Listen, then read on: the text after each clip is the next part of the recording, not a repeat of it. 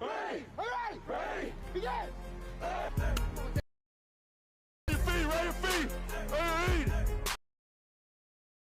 Completely different culture. So, be ready.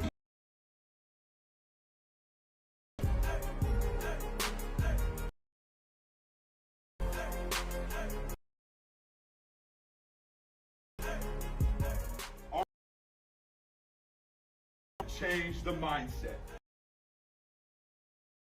State who we are. We're going to be fast. Abandonment, man, and it's going to be awesome.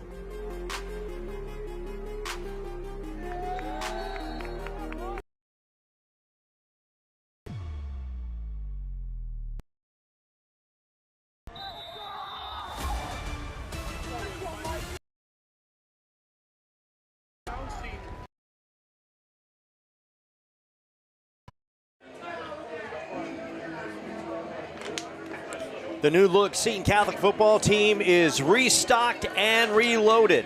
They've got a brand new coach leading the way. The team gets tested in their season opener as defending 3A champion Round Valley comes to Ray for Seton Catholic football. Live from Michael Eubanks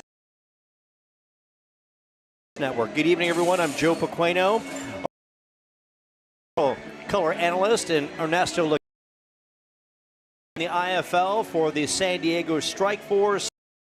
So this time of year, Round Valley. So much. Get to this point, the defending 3A champs coming to town. Seton with something to prove with a new coach. Can't beat this kind of atmosphere, especially on Friday night lights. All that work everyone put in the summer, all the grind, the all hours spent together. It's now time to put it on the field and, you know, really get after each other and win this game. Matt Henshaw was brought in the offseason, a long-time assistant coach at Pinnacle High. He learned from long-time successful coach in Dana Zupke. Now he gets his opportunity to lead the Sentinels. He's absolutely ecstatic. The team was active in the offseason. Tournament for fall. Fantastic. I had a scrimmage against and a plethora offense score. The defense held Shadow Mountain out of the end zone on both drives. Oh, you like to see that kind of momentum. At the same time, that chemistry building up between these guys, especially with the new players and everyone coming in and losing those seniors coming out. So it's good to have that momentum going into this game. So Henshaw turns to Brady Hayes at quarterback. Here's a young man. A couple years ago, he might have been a $120 if he was wet. Okay. He's returning after last year in limited action. He threw for 100 touchdowns and 1 interception.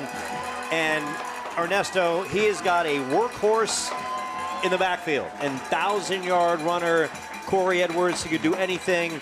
And when a quarterback is that, when he's got that kind of workhorse in the backfield, that makes the offense and his responsibilities under center that much easier. Absolutely. And at the same time, you know, you want to establish the run as well as set up the pass and everything. So with these guys having that 1-2 punch combo there, you know, hopefully everything's going to get going. The chemistry is there.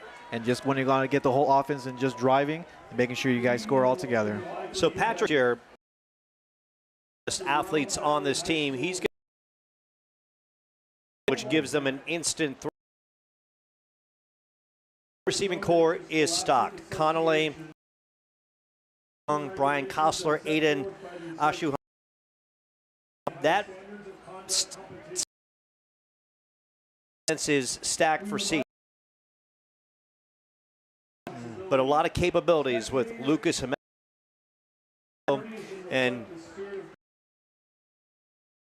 both ways leads a very young and determined defense. And you know, Ernesto, when you got a lot of young players defensively, look, they're looking to make their mark, and they know they got to go out there, and they've got a lot to prove. And at the same time, these guys are going to figure out, hey, there's going to be a lot of give and take, and, you know, there's going to be some losses here and there and some downs. But as long as they come together as a unit, start understanding what the coaches want, the philosophy, and what they're trying to attack, you know, things are going to look bright for the future of the season.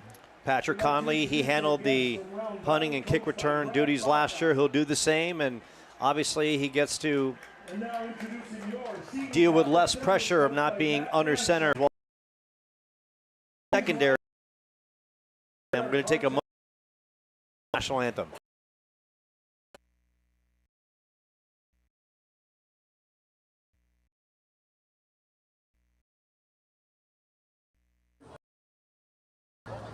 Dear Lord, we thank you for the many opportunities you have given us.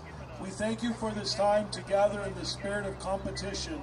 Please help these athletes and officials perform to the best of their abilities and keep them free from injury.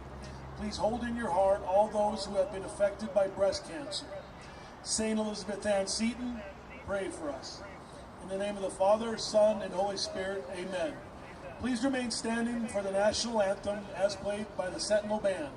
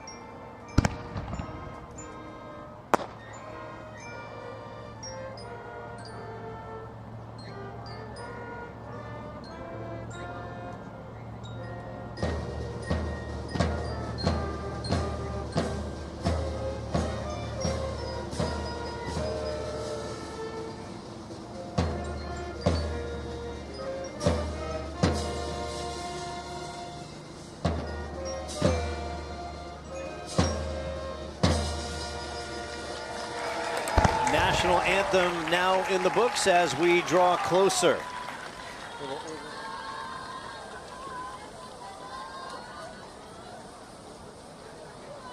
Could Jeremy Packer please come up to the press box? Jeremy Packer.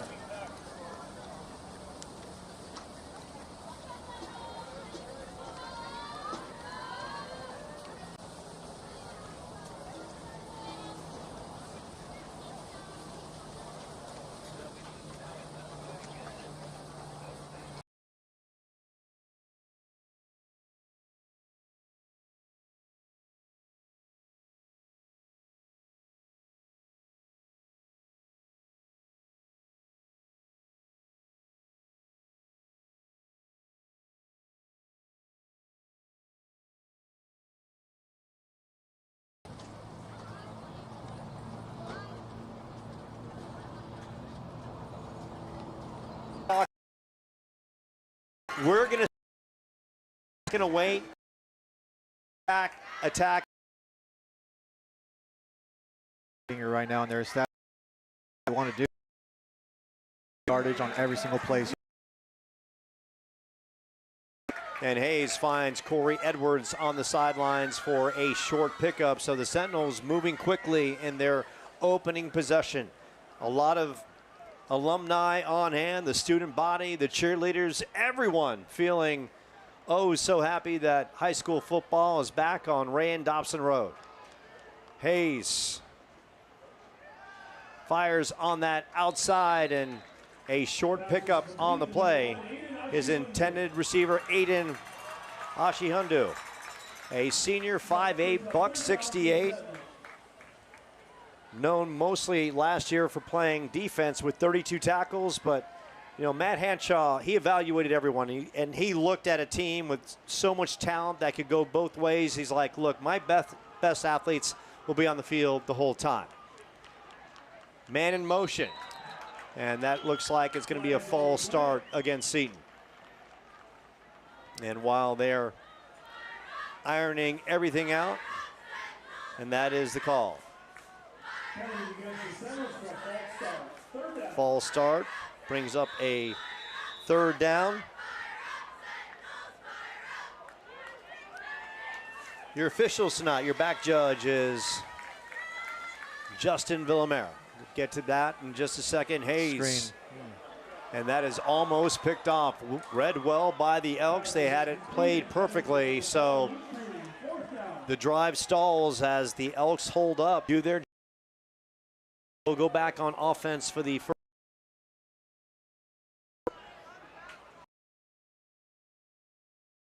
And Patrick Conley, we kind of talked about Conley. See him at wide receiver, kick return. Also is the punt. A timeout on the field, and while they break, we can kind of guide you through the officiating crew of tonight's contest. Your back judge is Justin Vilmer. Your head linesman is Joey Baysinger. Side judge Andrew Zembruski. Line judge John Warner. Umpire is Craig Friedley. And your referee is Rick Nurka. So early on for the Sentinels on both sides. Ernesto, early in the season, what's the emotions like for these players as the game has just got underway? Well, I'm sure a lot of these kids are nervous right now, and you got to get those jitters out. And it's okay. In the first drive, it didn't work out. You know, you want to make sure that the special teams play right here, that you get what you need to do and put the ball inside the 10 or 20. But at the same time, these kids, you know, they're going to get those jitters out, and, you know, it's okay. The first drive, learn from your mistakes, see what you guys got to do and reassess, and just keep playing ball. Back to receive for the Elks is one of their talented, versatile players. As Conley will fake it. Conley throwing downfield, and that is broken up. A great play by the Elks. They were there. It looked like the play could have been made. The receiver could have maybe took a step up and made the reception, but the Elks, they deny the Sentinels on the fourth down try. And Matt Henshaw showing he's not going to be conservative in the opener and show Sentinels Nation he's going to go for it at any opportunity if it shows that it's capable of being done. And I don't mind being the aggressiveness right now, especially inside the 50. Why not give it a shot? Cage Finch in the shotgun. A talented group surrounded by. Joe, can you guys have the booth? Have the clock reset to 10 minutes, 15 seconds? No.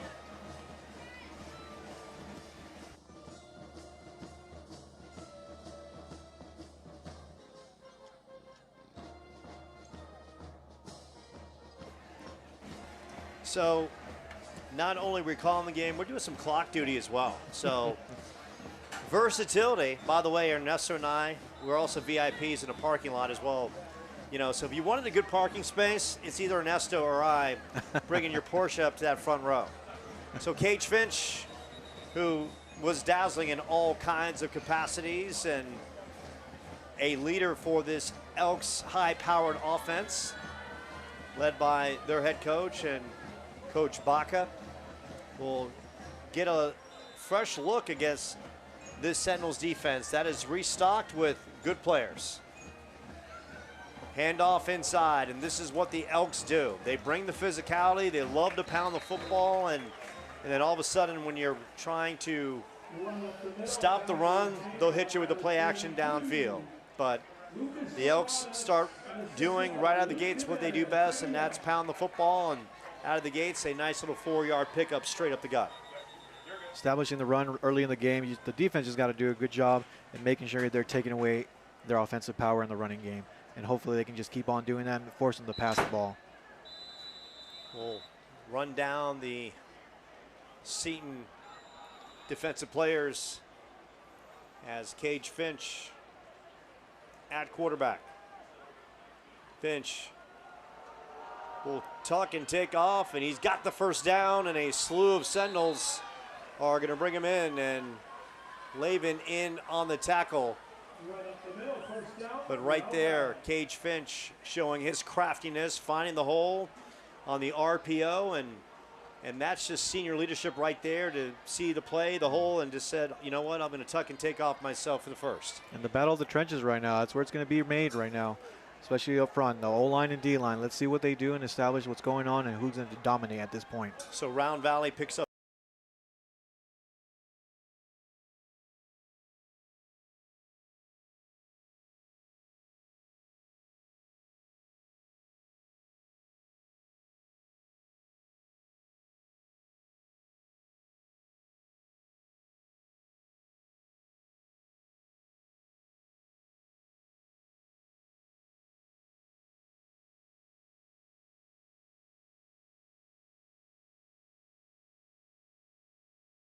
All said and done is to be playing in a neutral.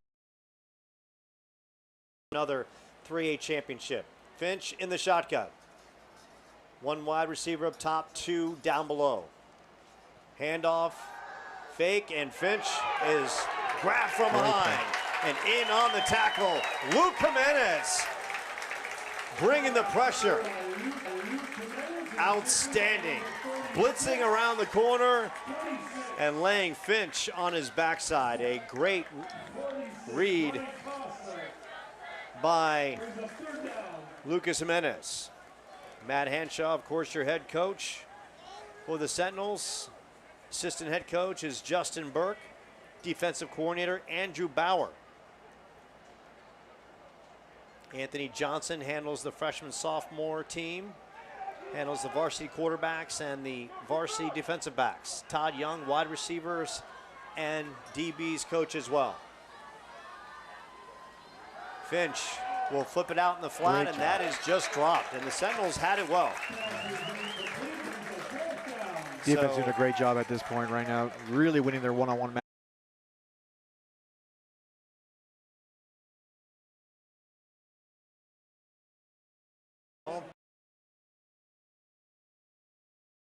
Push the Sentinels back.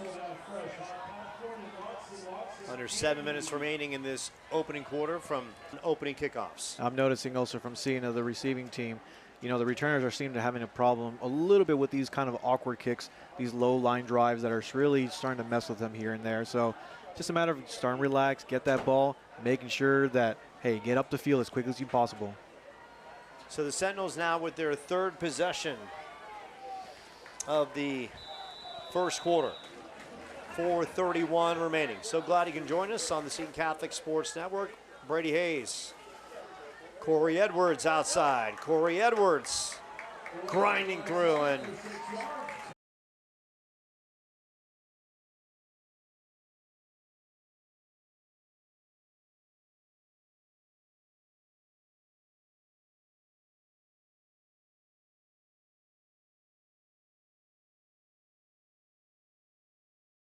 RPO. They can go back to Edwards, maybe a pass in the flat.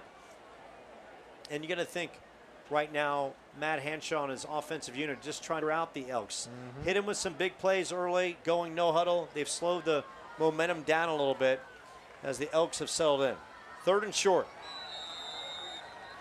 And that looks like it's going to be a false start as Patrick Conley looked like he was on his way to California. Broke a little early, crossed the line, and that's going to push the Sentinels back 5 yards. And the mistakes are going to happen. I mean, again, it's first game. You know, the offense just has to take what the defense gives them at this point. Third and long for Brady Hayes. Opportunity to sling it. Hayes, time to throw, fires, and that's at the feet of Aiden Ashiandu. So a fourth down, the Elks hold yet again. A defense that was spectacular last year, giving up only 13 points. So far, they're holding their own, doing some good things as Conley will go back to kick it away.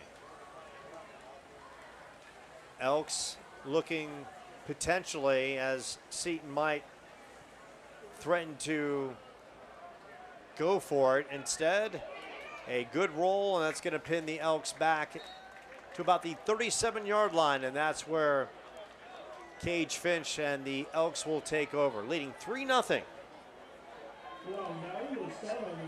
with 2 minutes and 56 seconds remaining in the first. So glad you can join us right here on the Seton Catholic Sports Network. Joe Pequeno on the call with Ernesto Lacayo, former Hastings College kicker, converted soccer star. Worked his way throughout the IFL, tremendous career. Saw him on the sidelines kicking away for the Arizona Rattlers, now out west with the San Diego Strike Force of the IFL that won the regular season title. Ernesto lives in Glendale and providing all the quality insights. Cage Finch and the Elks going back to work. Finch buying some time, firing down the field, had a receiver wide open, just overshot the intended receiver and Brenton Walker, who definitely had a step or two.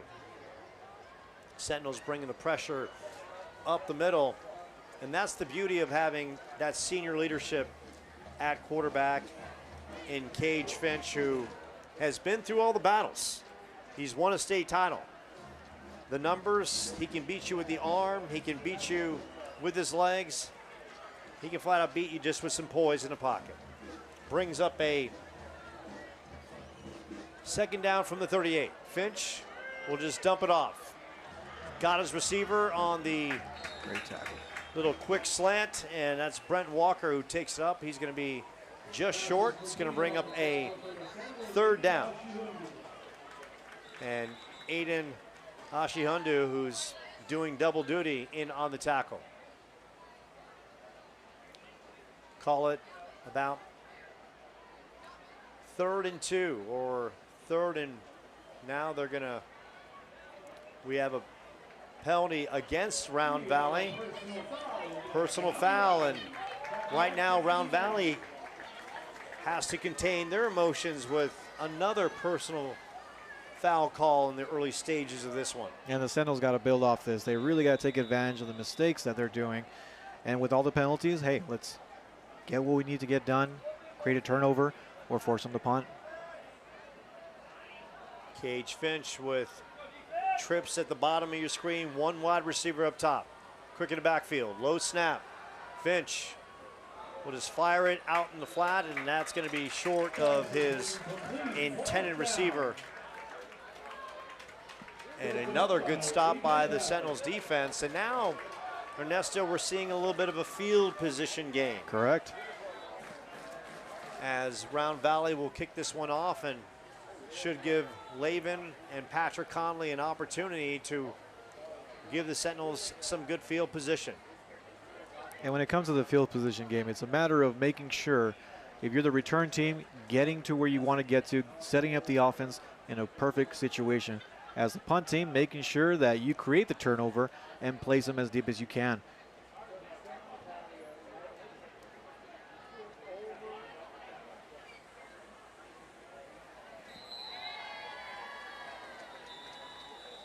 Now we got a whistle down on the field.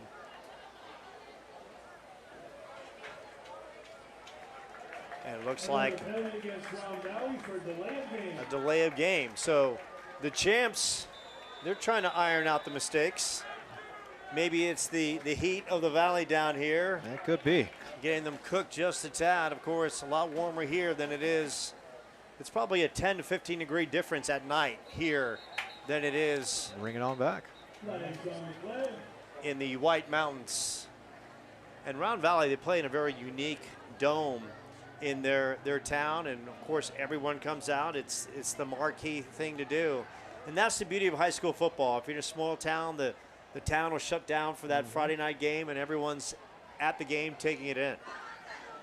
Great alumni, great fan support for the Elks. And of course, they've brought their share of fans. They have traveled well from the White Mountains. I'm sure the kids are enjoying this. I mean, giving that support and that hometown feel is always great. And soon enough, and the call was actually against the Sentinels, but it's still a 4th down with 2:12 remaining in the first. Good snap, kick down the field, and picked up by Conley. Conley, and once again, just outstanding special teams coverage by the Elks, not giving Conley any room to breathe. Return team's got to stick with their man just a little bit longer to create that that seam and that hole for this return to get through, because he's running into essentially a wall in this case. And Ernesto, in a field position game like we've seen so far, special teams so vital. Important, vital, but you know, the mistakes can happen on special teams, and it's just a matter of, again, like anything else, who's going to blink first. But if you can establish the special teams in a battle of field position, you can go a long way. Matt Hanshaw, the offensive coordinator. Now his offense going back on the field. Matt Hanshaw is so excited. The Georgia native has longed for this opportunity, waited a long time at Pinnacle to be head coach, and so excited for his team, so excited for the players, and excited to start a brand new era of football here off Ray and Dobson Road. So a call against the Sentinels pushes them back.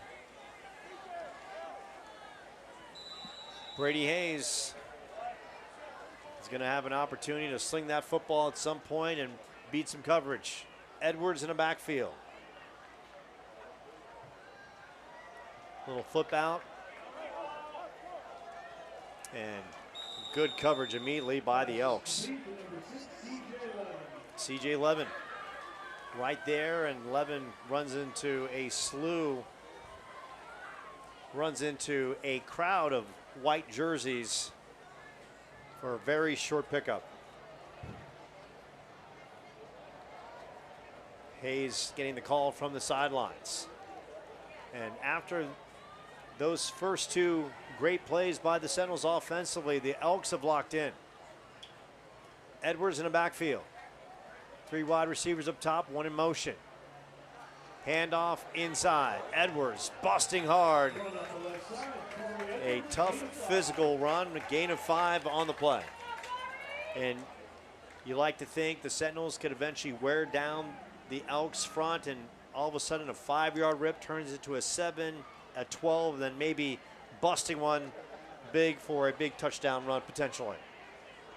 Empty backfield for Brady Hayes. 3 wide receivers up top, 2 down below. Hayes, good snap. Stepping up in the pocket. Hayes fires down the field and right through the hands of the receiver, and a late hit.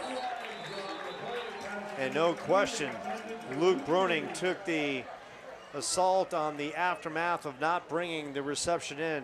Contact was high. The flag was definitely warranted. Dangerous play, absolutely. Brady Hayes did everything right on that play, just a little high down the field. I'd like to see the Sentinels keep establishing that run. They seem to do a really good job in the run game. These short screen passes are what not definitely fooling at all this defense. So moves the ball out past the 40 to the 42.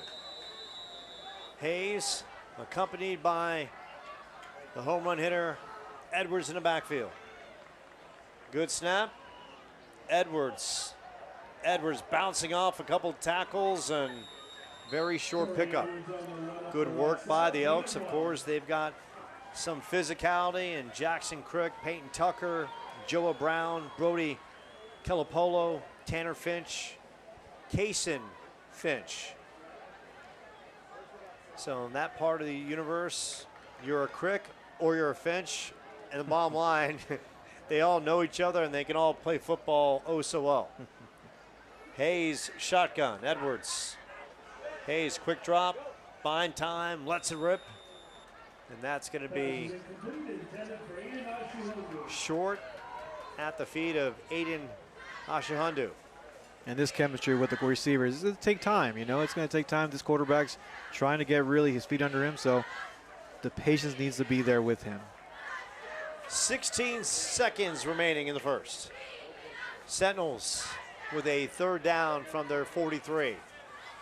Got to work it to the Elks 47-yard line for a 1st down.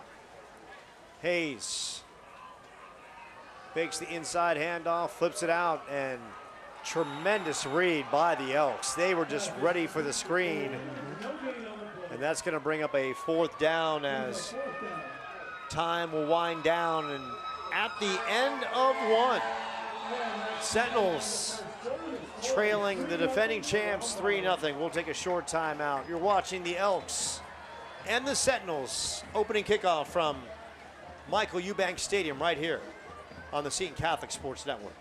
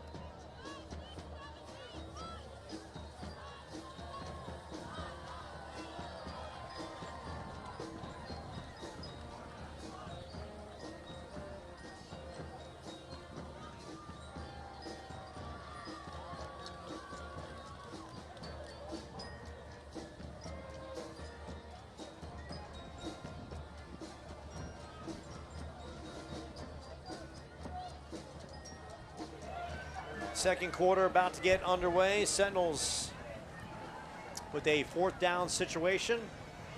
Only 3 points scored in this one, courtesy of a field goal by Amador Garcia. Patrick Conley will knock this one away. And Trace Brown will await. Conley looking to tuck and take off. Conley will fire downfield, and the pass is complete, and the Sentinels get the first down. Some more trickery. Conley, the former quarterback of this team. Love to see it. He had room to roam on his right side, stopped and fired a dart for the first down, and that moves the sticks. So a tremendous call by Matt Henshaw, and I love it. I mean, that's what you do. You want to beat the best, you got to be the best and do everything. Call out all the stops. Hayes holding on to the ball too long and finally gets taken down in that pocket. Big time pressure up the gut by Tanner Finch. And going back to that previous play with that rugby-style punt formation, it gives you so many options when you read the end. So I'm not surprised they were able to at least complete that pass. Brings up a 2nd and 16. Ashi Hundu in motion up top. Now settles in. Wide receiver down below. Edwards in the backfield. Hayes fires it out. Quick hitter. And that's Oliver Young, the senior, on the reception. His first look of the night. And the thing for Brady Hayes, that ball has to come out quicker. Quicker, absolutely. It's like he's almost immediately looking at the first target, locking in, then throwing, instead of just looking at and firing before the cut. He's going through his progressions, and it seems like he's just sticking to one of his progressions at that point before he needs to release that ball. Brings up a 3rd down. Edwards in the backfield. Second quarter just underway. Hayes. And now a whistle. It looks like we might have a timeout. Matt Henshaw calling a timeout to regroup his team. So glad he can join us right here from Michael Eubanks Stadium. Joe Pequeno on the call with Ernesto Lacayo. And Ernesto, you have a storied professional career. Let's run it through. Are we 15 years professionally kicking? And I know you're chasing the all-time indoor mark as well. So this finished season we just played, just finished my 15th season, and the record belongs to what we call our Advent Terry of arena football. His name is Mark Lewis, year 16. So I will be playing in year 16, and hopefully after that, at the age of 39, be able to break the record at year 17. There you go. And then I think the transition for you, I mean, look, we know the family history. They love racing. You could go, you could go automotive, but something tells me you're going to be in a broadcast booth sometime soon. I'm definitely looking forward to the next chapter of my life. Brady Hayes, the wind in his face, motion, now locked in the slot. Edwards in the backfield. Hayes avoids the rush, moves to his right. Hayes fires downfield, and that pass is incomplete on the sidelines. Looking for Aiden Ashuhundu, who's pleading his case that he came up with it, and the back judge says he's out of bounds, and that's going to force the Sentinels to punt it away. Injury on the field for Round Valley. We talk about a team that doesn't have tremendous depth, and that is Aiden Proventure.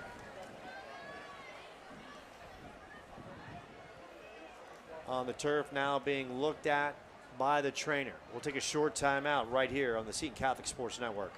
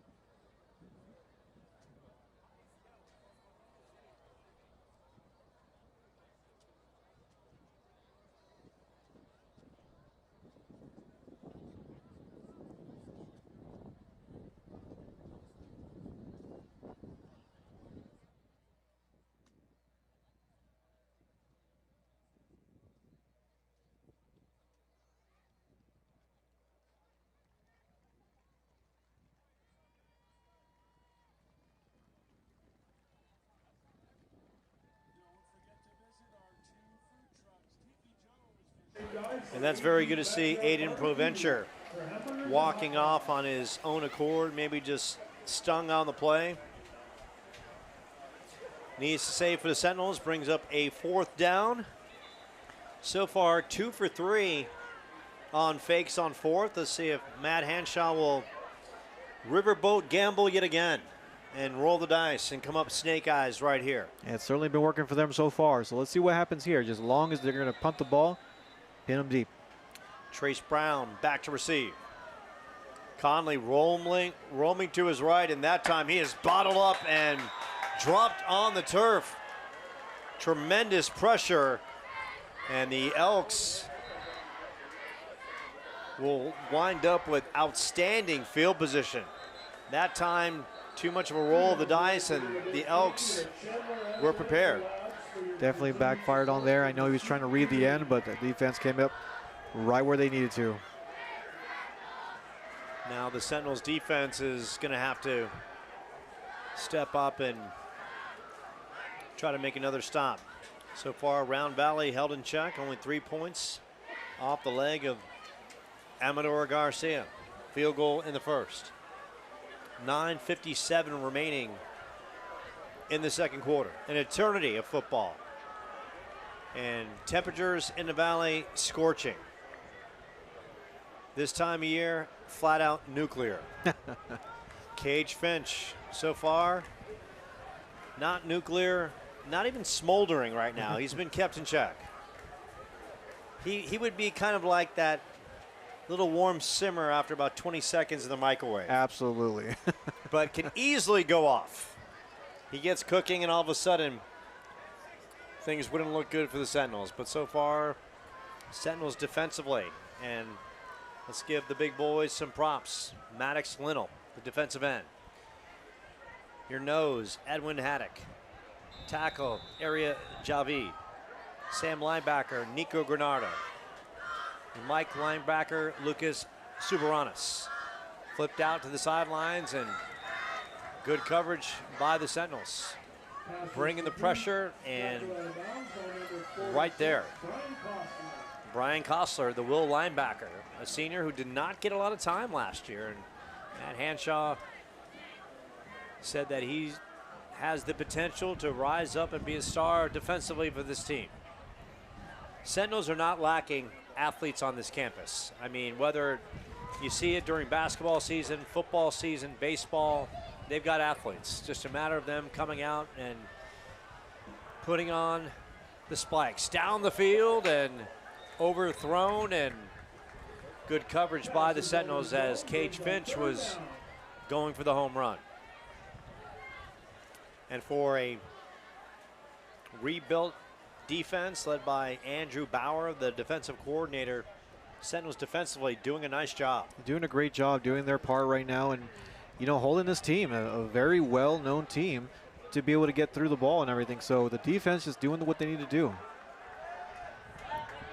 Third down, Sentinels Nation.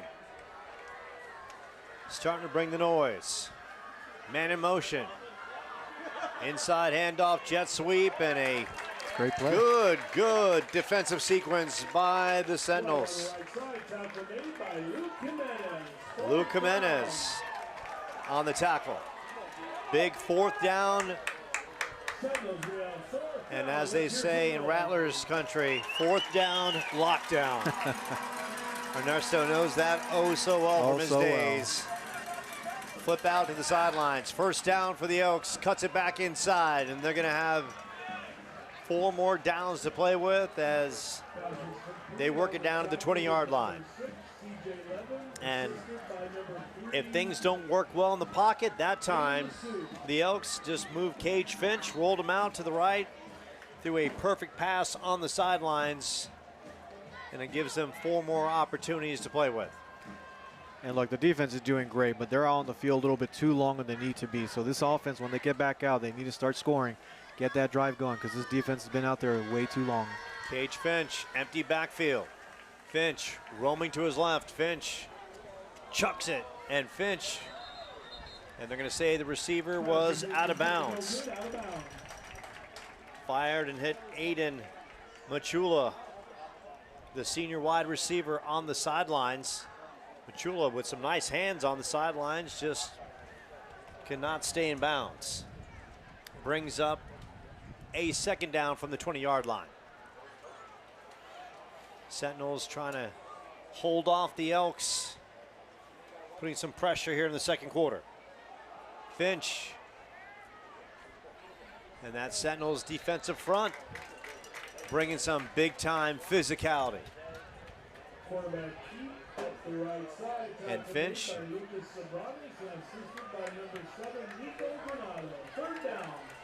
running into Nico Granado and Soberanis.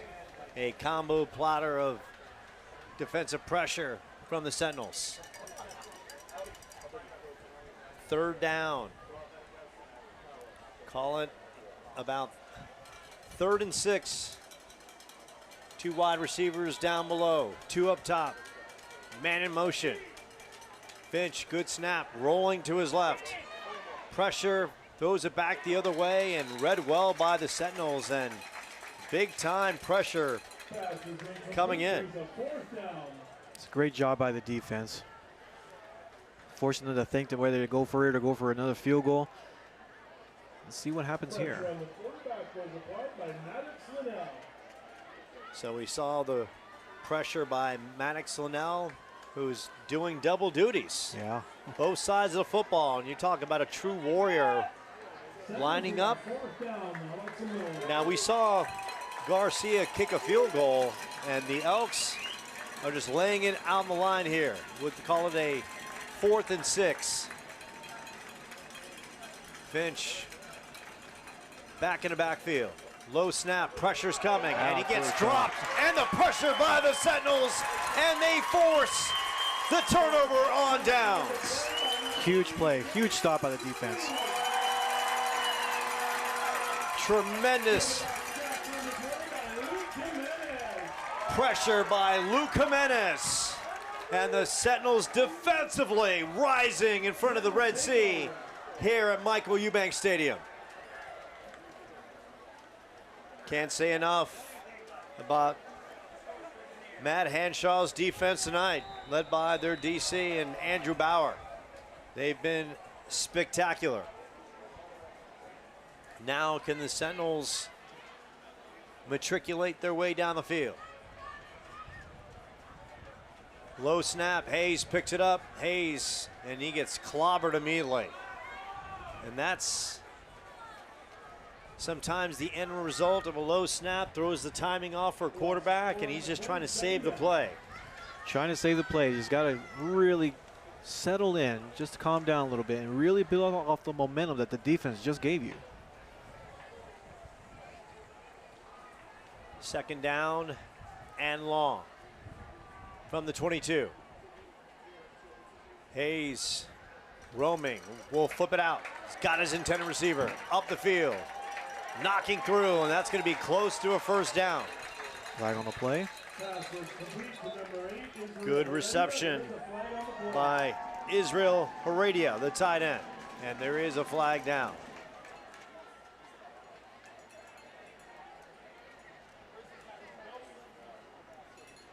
And here's the call. And holding against the Sentinels. It's going to negate the play and push them back. You're going to see that more often than not, especially on the screen play. It's essentially there's always a holding on a play, but you know, you just want to make it too obvious. Sentinels just trying to find some momentum, just trying to string a couple good plays together, throw the Elks off balance. We saw that earlier when they went no huddle. They've stayed away from that, and the Elks have had their number ever since. Second and forever. And another flag is down as we got some physicality. Corey Edwards saying hello to someone off the line. This offense going in the wrong direction here. And now, Ernesto, for the play calling. You're going backwards, you're heading toward your own goal line. Do you stay conservative here? Just hand the ball off to Corey Edwards, try to milk some clock, and potentially hope for the best and work field position? That's what I would definitely do. Just get your punting team in a better situation than where it is right now, because you're going in the wrong direction at this point. Good snap to Hayes. He's got time to throw. Hayes will step up. Hayes in the middle of the field and gets tackled and knocked down. And that's fine. At least they're gaining some yardage here. Put your punt team in a good situation, or in this case, if you're going to go deep right now, this might be the time to do it. Kason Finch in on the tackle. We talk about Finch. 64 tackles last year, 3 tackles for losses. Look, up and down defensively. Jackson Crick, 82 tackles, 13 tackles for losses, huge sack numbers. Peyton Tucker, huge tackle numbers, 8 tackles for losses. Third down for Brady Hayes. He's got time. Hayes fires it down the field, and Hayes has got his intended receiver. What a catch, amazing catch. What a catch. Aiden Ashahundo stretching out and moving the sticks. And talk about grabbing the bullet out of the air. Here we go, that hurry-up offense, what you wanted to see. Sentinels got some breathing room. Hayes trying to get in rhythm, flips it out. Got his receiver on the sidelines and working up the field, some physicality. Corey Edwards, not afraid to knock some pads. Coming in at 5'7", 207 pounds. Here we go, they're going up back with that hurry up. Just how they started the game.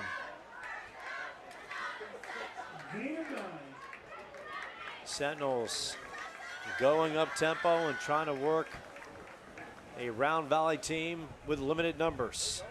Direct handoff, Edwards, and Edwards, he's got the first down. And Edwards bouncing off players and setting the tone with some physicality. You love to see that. He's the face of this offense, and he's going to have to carry it until Brady Hayes gets comfortable and finds a good rhythm under center for the Sentinels. Winding down to 5 minutes in this opening season first half from Michael Eubanks Stadium. Sentinels in a 3-0 clash against the defending 3A champions. Hayes, handoff inside. Edwards runs into a wall for a very short pickup. But Ernesto, what I'm loving about Matt Hanshaw, he's not going away from the run. He's going to make sure that defensive line gets contact, physicality, and hopefully they wear down in the second half. They're definitely wearing down the trenches right now, and that's what you got to do. When you run the ball and establish it, you're going to start wearing some of these teams down. Second down from the 37. Edwards in the backfield. Hayes. Hayes looked like it was an RPO. Edwards works it off the right side. That time it was Lucas Serbanis getting his opportunity. And when we talked about this backfield being loaded, Edwards, 5'9", Serbanis, 5'10", buck 93, Granado as well. There's some versatility in that backfield. Hayes will drop back. Delayed blitz, Hayes fires down the field. He's got his receiver and works it up the field. A big pickup by Luke Bruning. And the elusiveness of Brady Hayes extends the play and moves the chains, and the Sentinels knocking on the door. And once again, they go hurry up. Empty backfield. Brady Hayes getting comfortable.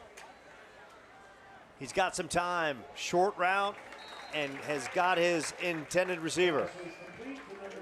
Definitely the best drive so far of the game. Quarterback's getting really comfortable, taking what the defense is giving them. Oliver Young on the reception. Sentinels threatening for the first time in this one. A 2nd and 5. And how about a good power run on that right side? Great run. Corey Edwards, physicality at its finest. And the Sentinels mixing up the play action with the power running. Now a 2-back set with Serbanos and Edwards. And a timeout on the field. And how about the Elks? Absolutely. On their heels a little bit. And Coach Baca and Round Valley needing a breather to sort things out. And how about the Sentinels in the course of this one?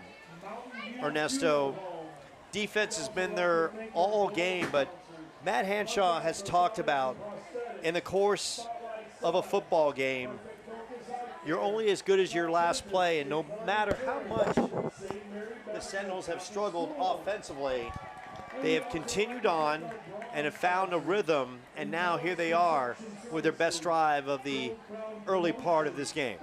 I mean, you want to see that throughout the game. I mean, the defense has done everything possible to keep this offense and this team and their brothers to really stay in the game.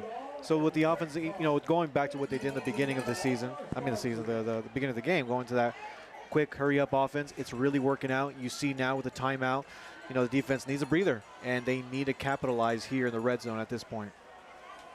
Ball is at the 8-yard line. Edwards coming out, as well as Soberanis in the backfield. 2 backs as Hayes going under center, or Hayes out of the game. Direct snap, Edwards. Wildcat, Edwards busting, Edwards! Close to the goal line. And the power running game of the Sentinels starting to take light. And go. How was it opened up by the play action, giving Absolutely the Elks something to think about. Power run, left side. touchdown. And they're going to say it's a touchdown, and the Sentinels score their first of the season.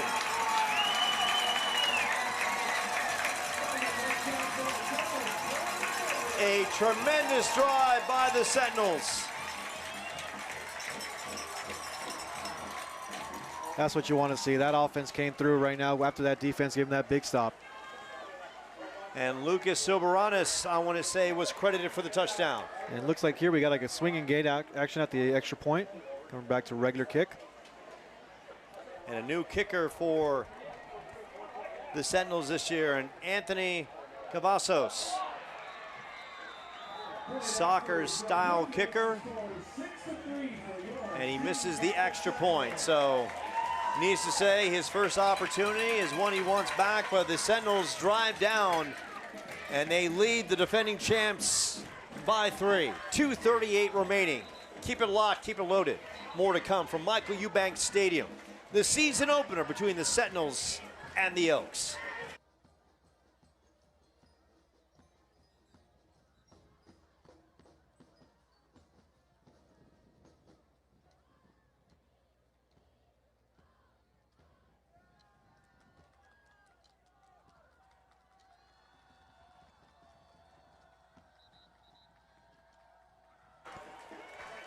Sentinels about to kick off, and we give the touchdown to Corey Edwards.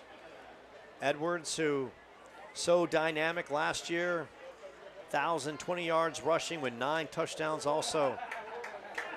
Another 94 yards through the air, picks up his first touchdown of the year, and the Sentinels showing some poise on that drive. Brady Hayes, precise and accurate in the pocket, the O-line doing their job, giving him some time to go through his progressions, hitting some targets, and Edwards inside the 5 doing what he does. Little squib kick, going for the short kick, and the onside falls short. And look, Matt Hanshaw's doing everything here, and that's one, you know, you got a 6-3 lead in a defensive game. Maybe you just kick that one away. I agree. I mean, I understand what they're trying to do and you know, build off the momentum that they have with the offense. But at this point, being a low-scoring game, just kick it deep, see what happens in the field position, and see what can happen with the turnovers. Not my favorite play at that point, but hey, let's see what the defense can do now. They had some time to rest and see what they can do. But in fairness, too, I think what Coach Hanshaw is doing has so much trust in his defense right now that he's like, look, I'm going to take a risk here.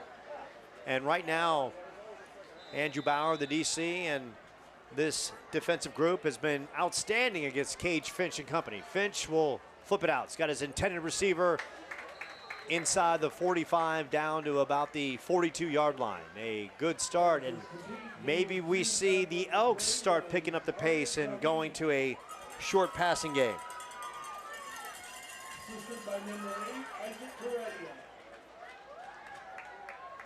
Finch, empty backfield. 2 wide receivers up top.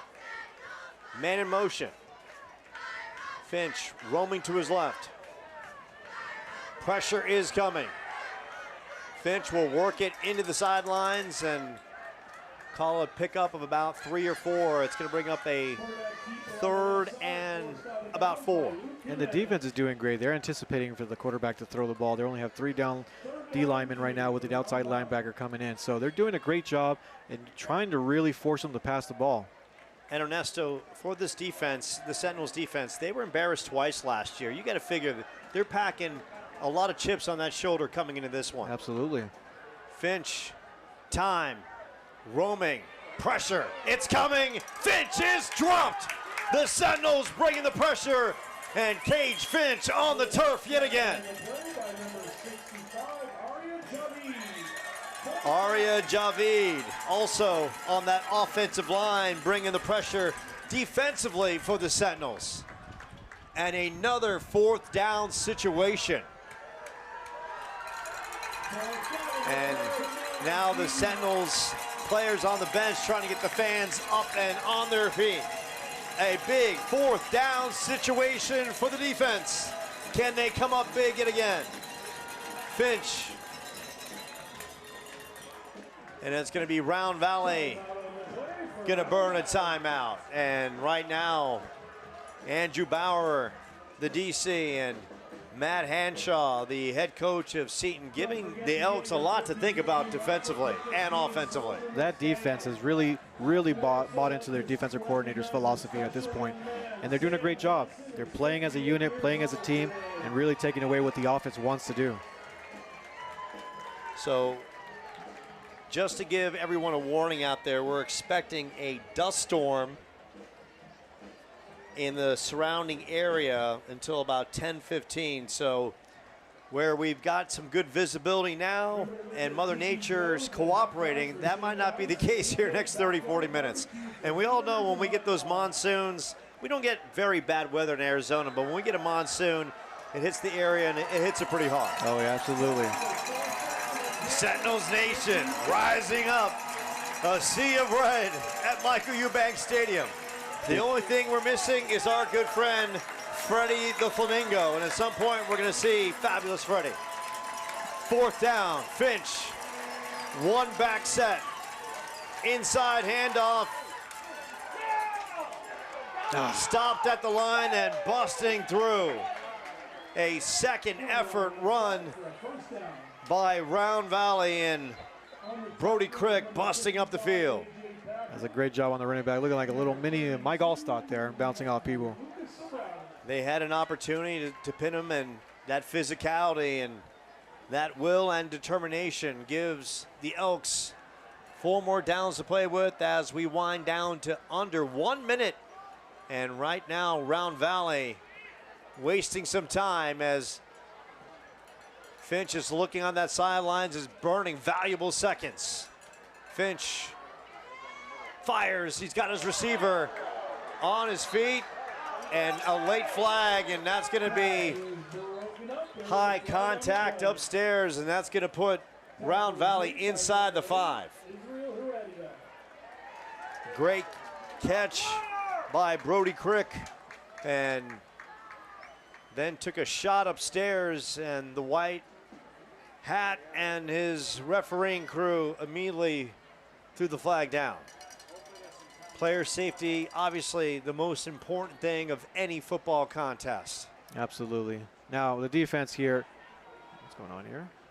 Calls against the Sentinels for a personal foul.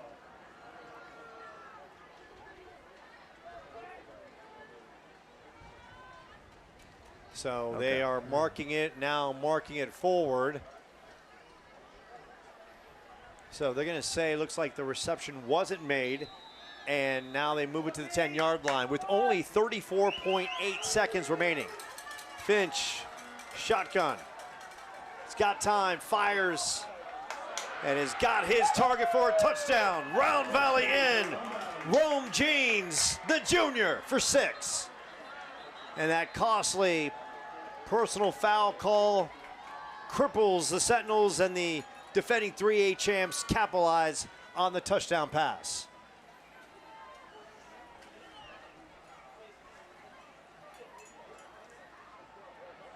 Finch had some time, surveyed the pocket, and found his target in Rome Jeans.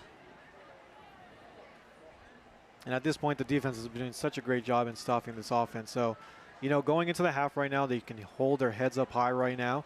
That defense has been playing great. Just the offense has to keep on matching the firepower. Extra point attempt by Amador Garcia. We saw him kick a field goal, but Round Valley could potentially decide to go for 2. So a call goes against Round Valley with 29.6 seconds remaining.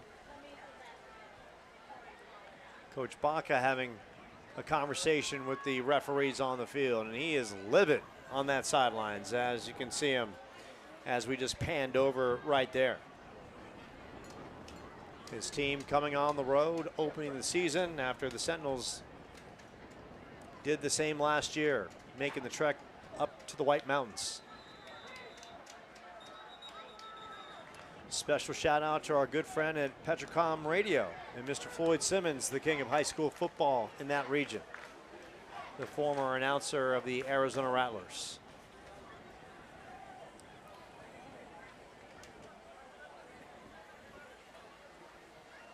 We got unsportsmanlike conduct.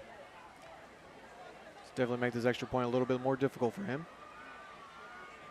So that gets pushed back. Personal foul. 29.6 seconds remaining. Amador Garcia, this one a little farther away. He's got the leg. And we'll see if he can boot this one through. Good snap, Garcia, and that one is blocked, and the Sentinels come up big. So special teams playing a part, but that right there, Ernesto, it wasn't anything, it wasn't the pressure off the front. Garcia just kicked that low. Yeah, just kicked this low. I mean, he felt, I'm pretty sure from his perspective, he sees the line coming through, lifts his head up and hits high on the ball, and it's going to be a line drive in the back of, you know, his own teammates. So now a 3-point Elks lead with 28.5 seconds remaining. With good field position here, maybe we can establish a field goal here, tie it up before the half. An eternity left to play. And we kind of talked about, in retrospect, that onside kick. You just took the lead. Your defense is playing great. Squib it down, force them up the field methodically. Correct, especially with the way the defense has been playing. I think it would have been the best move to do that. Make them really try to go down the field, but the way the defense has been playing, I think they would have had a better opportunity. Set to receive. C.J. Levin and Patrick Conley. Both speedsters. Conley actually returned a kickoff return against Round Valley last year up in the high country. So he's no stranger to going the distance on special teams against the Elks. They need one of their best returns right here, right before the half. Garcia will punch this one down. A good kick and Touchback. a touchback, and the Sentinels will start at their own 20. And Garcia, big field goal in this one, and comes up big on the special teams kickoff right there. Sentinels and 28.5 seconds. You got to figure a quick hitter looking to break one potentially, and then kind of assess it from there and see where you go after one snap offensively. Absolutely, and the way this, the Sentinels have been doing it with these trick plays and stuff, I wouldn't be surprised they actually pull a trick play just before the half, just to get in good field position for field goal range. Round Valley, their secondary, about 15 yards off the ball, expecting the unexpected. Going to the half. And Matt Hanshaw says, you know what, enough's enough. We're going to go into the half. And Sentinels with a lot to be proud of, trailing the defending champs 9-6. A lot more to come from Michael Eubanks Stadium. We'll take a short time out. Second half and more straight ahead right here on the Seton Catholic Sports Network.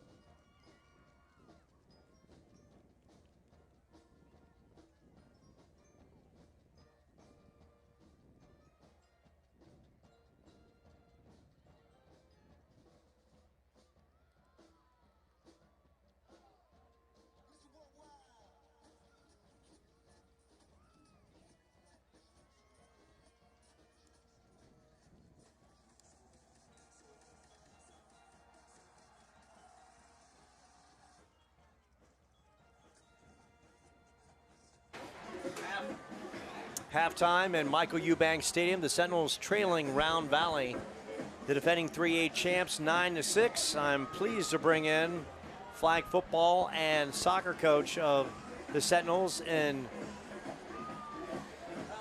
the handsome one in Billy Baker. And Billy, good to see you. Always tremendous. How was your summer? And what did you and the family do over the time off? Thanks for having me. And it's always a pleasure to see you as well, Joe. We didn't do anything. We had camps, right? 3 weeks of camps for soccer for 2 weeks and flag football for 1 week. It ate up all the summer and prepping for flag football this year, right? It's our third year. High expectations and putting the team together this year. I'm pretty excited about them. Yeah, you kind of talk about the team now 2 years underneath their belts, and of course, Ava Pongratz comes back. You've got a starting quarterback who's been through the battle, and that's where it all starts. Any good team has got to have a good quarterback in place. And what are you seeing from Ava in their early parts of fall camp? She's really grown. She's throwing the ball. She's whipping the ball around, making some smart decisions with the ball, with the blitzer coming at her. Not throwing into coverage, right? Tuck the ball and run, or just throw it away, and we can live it down. Excited with G. We got some young freshmen that come in that are going to provide a lot of coverage for her, right? So they're going to have to figure out who they're going to cover now, because now we got more than just G who catches the ball and can run. We have a transfer from Desert Vista who didn't play flag football over there, played lacrosse. She's mighty fast, aggressive, everything you need in a flag football player. So I'm pretty excited. We got 19 young girls on the team. We were super close to having a JV team. So hopefully next year, with the 8th graders that we know that have come to camp, there's a slew of them coming. We get a JV program going. And that's pretty good for 4 years to grow at a school that has 560 kids, you know? Absolutely. Well, Matt Hanshaw, and of course you and the flag football team, the excitement of the girls. And I was there, and then I was there for that historic night when they picked up their first win a couple years ago, and how special that was. And Billy, when the program first started to where it is now, talk about the progress it's made, and now from the infancy stage of where it was to now there's expectations. Yeah, it's leaps and bounds from where we started. When we started, we had 18 girls that didn't know anything about football. Didn't know how to catch a football, throw a football, didn't know the rules, didn't know how to pull a flag. Now we have girls, right? Club football, flag football has been around. It's the fastest growing sport in the world, not just in the U.S., in the world. So you have girls playing club now. So they have some knowledge of the game. They believe, right? They believe. They bought into our system.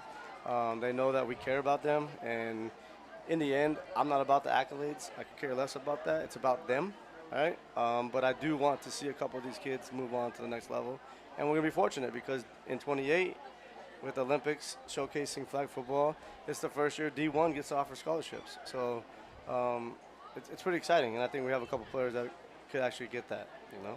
And you talk about some of those players, and let's talk about G, and you talk about great athletes. You could put her on any sport on this campus, and she's going to excel.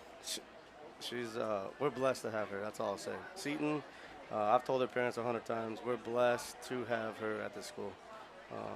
She would start at any school in the Valley, in any sport. Her heart, her dedication, her work ethic. She's coachable. She listens, and then she goes and does it. Just to go get her. When it's time when she leaves, I'm gonna be sad. She's a great kid. What a game out here in front of us, huh? Great game, and for you and the team, Billy, first game, when can we see the young ladies out on the field? The first game is on the 15th. I'm pretty sure it's a home game, Tuesday the 15th. And then we play the 17th. I'm back home. Then we go on the road. We go to Monument Valley. But the second game is Scottsdale Christian here. Right, that's our test. If we can get that game, then the region's ours, right? It's us and Scottsdale Christian. But you look at everybody's schedule. We have the toughest schedule in 3A. You look at it across the board for any of our teams here at Seton. We don't back down. We don't shy away from competition. So we play, we play all the tough schedules, right? We're fortunate enough we get to play Xavier from California. They get to come visit us. So that's pretty exciting, right? But yeah, it's September 15th. September 15th, right here at Michael Eubanks Stadium. Pencil it to see the ladies go after a title and make their first playoff appearance as this team continues to make strides on the flag football landscape of Arizona flag football. And tonight, Billy, for Matt Hanshaw, facing Round Valley, your thoughts on the first half? Only a 9-6 ball game. They're in it at the half. When I met Matt, he's something special. Same kind of character, right? We believe in the kids. We're here for the kids. We want to win, right? But we need to help them succeed off the field just as much as on the field. But their product out there for the first go at it live is really good. I question the onside kick. Your defense has been playing stellar the whole half. I would have put it on their backs and kicked the ball deep myself, but that's why he's the big dog and makes those decisions. Sure. So give us kind of an outlook of what you need to see from the Sentinels in the second half to potentially pull off a win. They need to open it up a little bit more and then tighten it up in the back end on defense. They cover that down the seam ball. Maybe get an interception here and quit shooting themselves in the foot with the penalties, because you play behind the ball. It's tough. It's tough to get from behind the ball. There you go. That is Billy Baker, the wise one. And then, of course, Billy, after flag football, you'll be getting ready to lace them up with the boys and girls for soccer. Kind of give us a brief outlook of how those squads will be looking this year. Exciting. We already have 22 boys registered, the first time ever that's ever happened here before soccer even starts. And I know there's a handful more that need to register. Great outlook for them. Got Anthony Cavazos, the kicker out here, wants to play keeper. He works hard. He's a go-getter, and he wants to do it. He wants to do it for the team. So I trust in him. And the girls team, we got some good freshmen coming in with the backbone of the team that we have. We're still young, right? I expect to make the playoffs with both teams. There you go. That is Billy Baker, the great one. Always giving his heart, always giving his kindness to everyone on campus, and doing a great job with all the squads he takes care of. That is Billy Baker. Billy, always good to see you. We'll see him throughout the year on the Seton Catholic Sports Network. We'll take a short time out. Ernesto Lacayo back on the mic as we preview the second half right here from Michael Eubanks Stadium.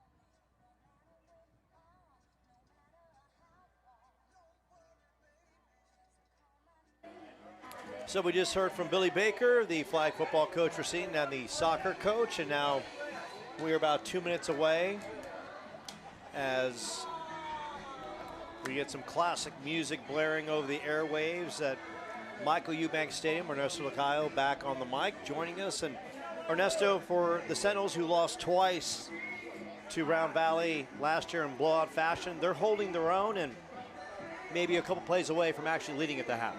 Definitely. They just got to build on that momentum. Going into the half, the defense is really holding everything together. The offense is showing some small little sparks here and there, and they just got to make sure they keep on capitalizing on every opportunity they can get.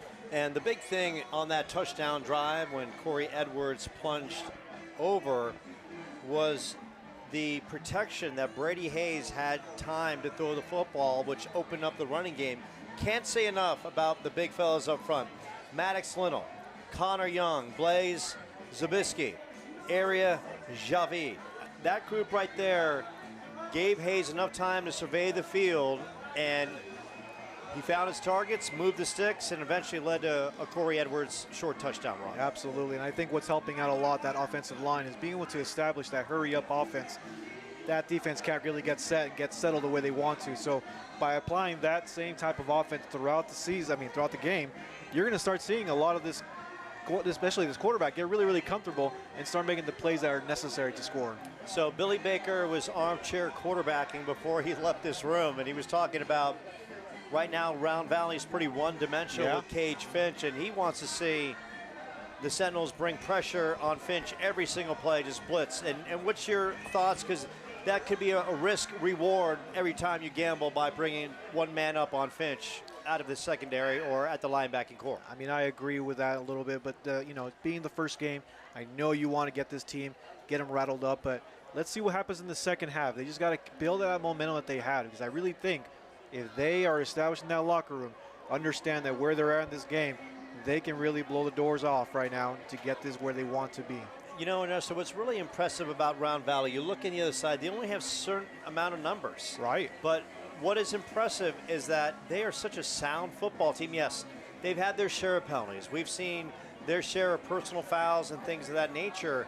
But I'm talking about playing all three sides of the football. Special teams, they've been dynamic. Offense, they get the late touchdown drive, and their defense, for the most part, they've held the Sentinels to 6 points in this one. Right. Three sound sides of the football, and that's why they come in here, the defending 3A champs. And, you always talk about playing that three phases of the game.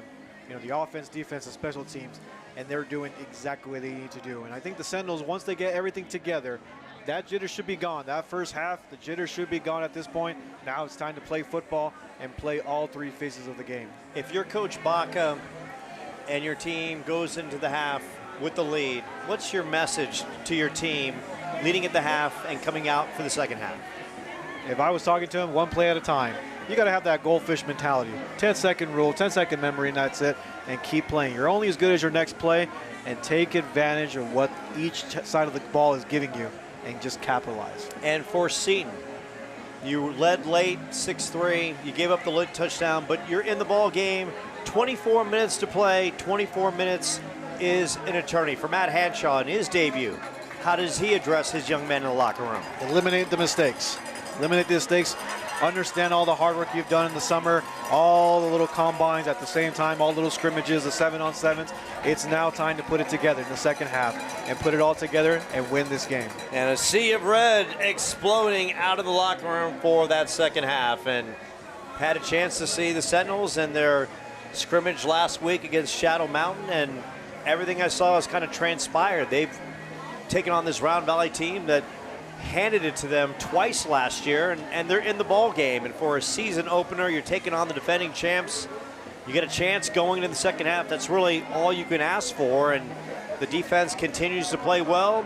You get enough from your passing game, and we saw that Sentinels running game come to life at the end of the first half. And of course, we kind of mentioned it all starts with Brady Hayes having time to throw the football, and Edwards is dynamic, and he plunged his way in, and a young man, 1,000-yard rusher with Soberanis and Nico Granado as well. That side of the football, if they can get enough of a passing game, they could be a threat to do even more damage in the second half. Absolutely, and I'm hoping to see a little more from the return game, for Seton, because that's one of the weaker spots I've seen in this game so far. And if they can establish a good field position on that return game, they're going to help out that offense, they're going to help out that defense, and complete that three phases of the game.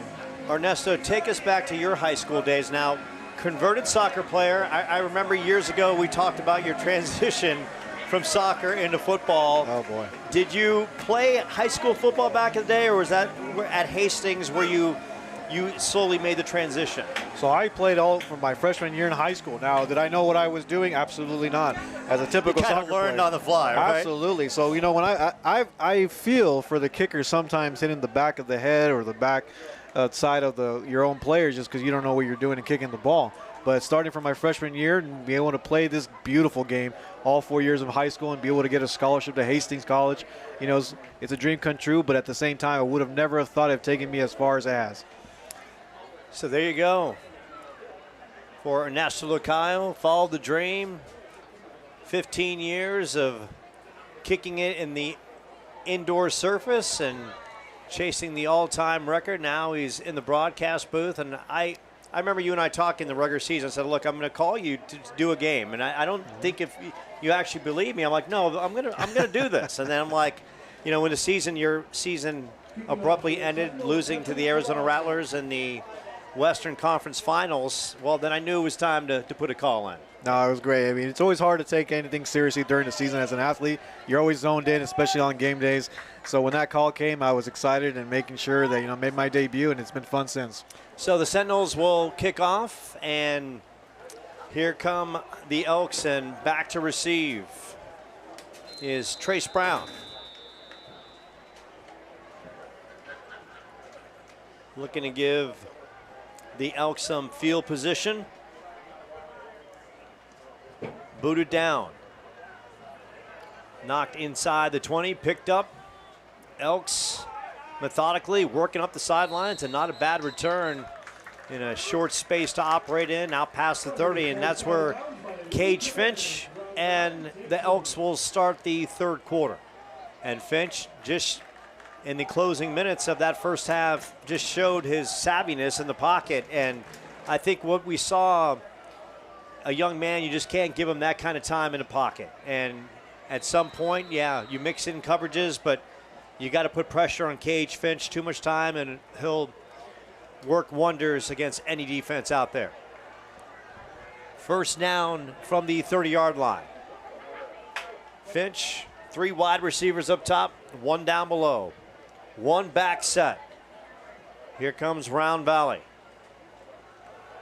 Inside handoff, good run, and Aiden Ashuhundu providing the hit, but not after a good pickup of 8 on the play. So the Elks going with the inside handoff, and a good way to start the third quarter. And this is an Elks team. Look, they can play any kind of game. You want to play up-tempo, you want to grind the clock. They've got the running backs to do so, and they do this with a limited roster. That's the impressive thing about this team. Finch finds his target, and that's worked out past the 45 to about the 47-yard line. And Jackson Crick on the reception. Having a limited roster, what that really does create, too, with these players, more reps for that individual. When you have a lot more on the sideline, less reps for the individual to get really established and have built that chemistry. We just saw Billy Baker, who was pleading for more blitzes, bringing the physicality, the good defensive pressure, and Nico Granado in on the tackle.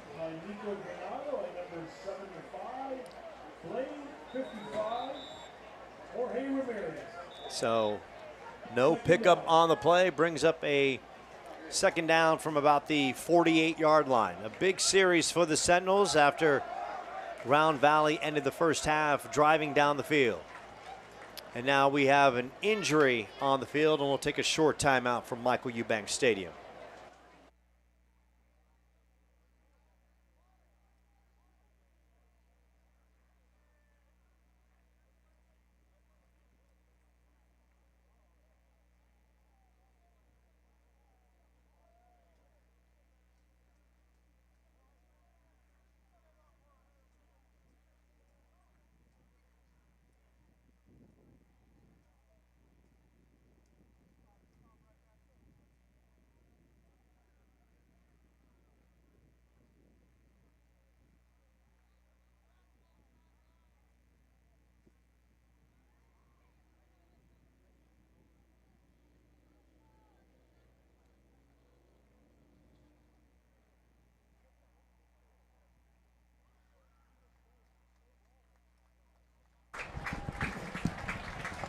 And it's good to see A.J. Packer. He's hobbling off the field a little bit. That shin was being looked at. Hopefully he'll go to the training table, and obviously he is being helped and he's in some pain, but helmet's coming off and he throws it down in frustration.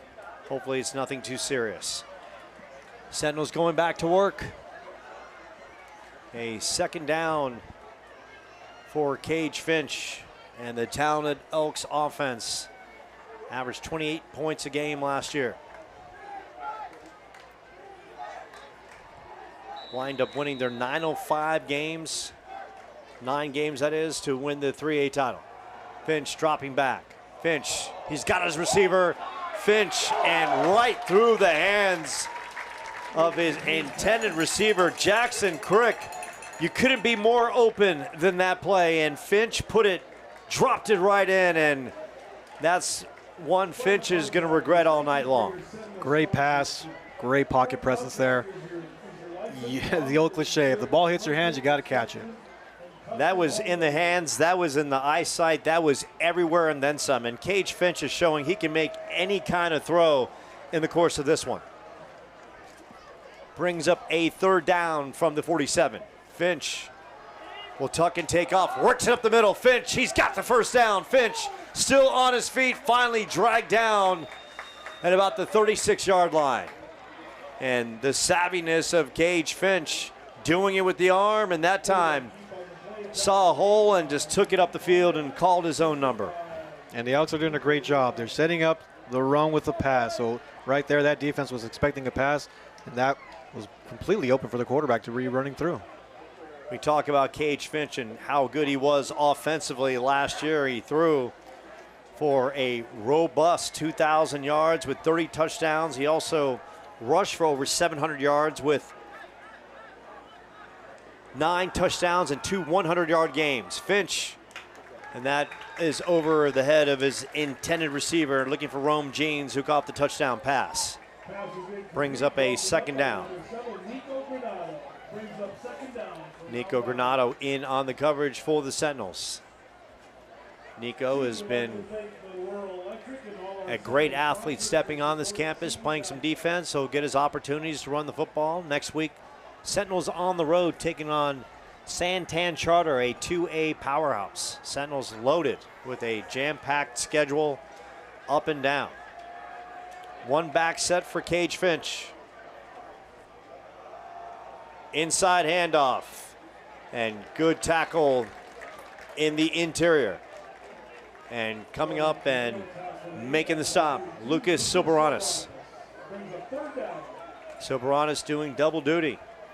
And Ernesto, you got to love the tenacity of those two-way players, because they're not coming off the field and they've got to have an extra amount of gas in the tank to go both ways. Got to have that extra gear. They're Ironmen. Ironmen on the field. Got to protect those players. Third down. Call it about 3rd and 6 for Cage Finch. Finch, good snap. Rolling to his right. Finch tucks it upfield. He's got the first down. Down the sidelines. Finch inside the 10. Finch in for the Elks touchdown. 33 yards. Cage Finch uncaged for 6. It's a great seal off the edge, giving that room and that lane for that quarterback. Talk about big time improvisation, and Cage Finch dancing down the sidelines and scores the first one through the air. This time decides to use his wheels, and those treads oh so good. 33 yards. Garcia for the point after. And Garcia up and good. And the Elks now extend their lead to 16-6. Short timeout from Michael Eubanks Stadium. The Elks taking charge in the third quarter. I mean, for like a 3A quarterback,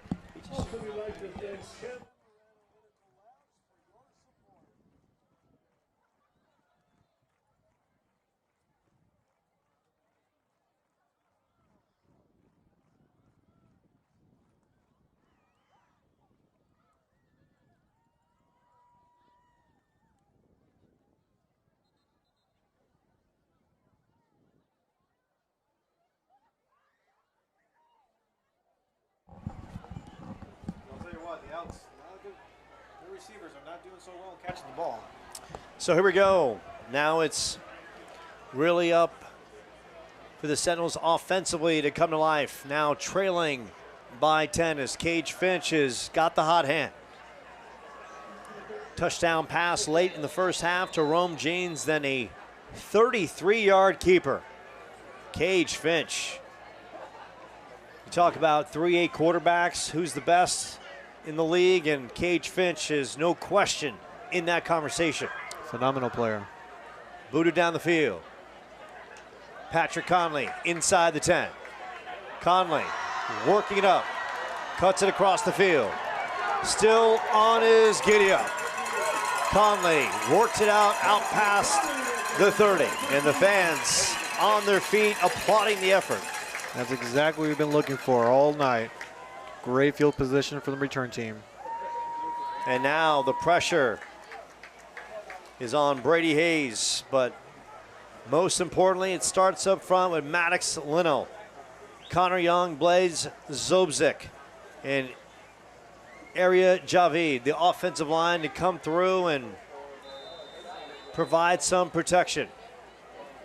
Corey Edwards in the backfield. 3 wide receivers down below, 1 up top.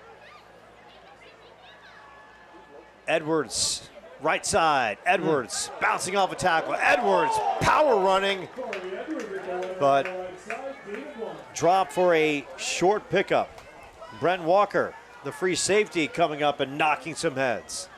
And this, once again, what's impressive about this Round Valley team, short numbers, but the players, they go out and they give you 150%.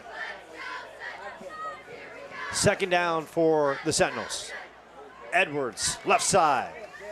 Edwards, short gain. It brings up a 3rd down. And Brady Hayes getting the call from head coach and offensive coordinator Matt Hanshaw. And talk about a turning point in this one early in the 3rd. Down 10. This here is an important drive here. An important drive for them to convert and get this first down and keep the ball moving. Keep the chains going. 3rd down from the 37. Sentinels need to get it out past the 43. Big pressure, and Brady Hayes is dropped.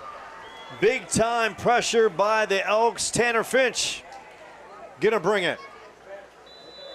And a man is down for the Elks at the 25-yard line.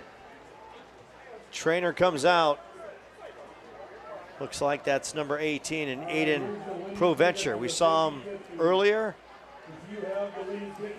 as they take a look at Proventure. We'll take a short timeout as now he's on his feet and being helped up, and that's always a good sign. And now a couple Elks assistants providing some assistance to the young man, helping him off the field.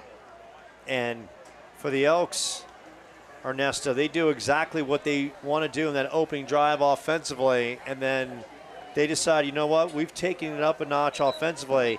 Let's do the same defensively as well. Delayed blitz, and Tanner Finch puts Brady Hayes on the turf. They've definitely made their adjustments at halftime, and it's showing right now.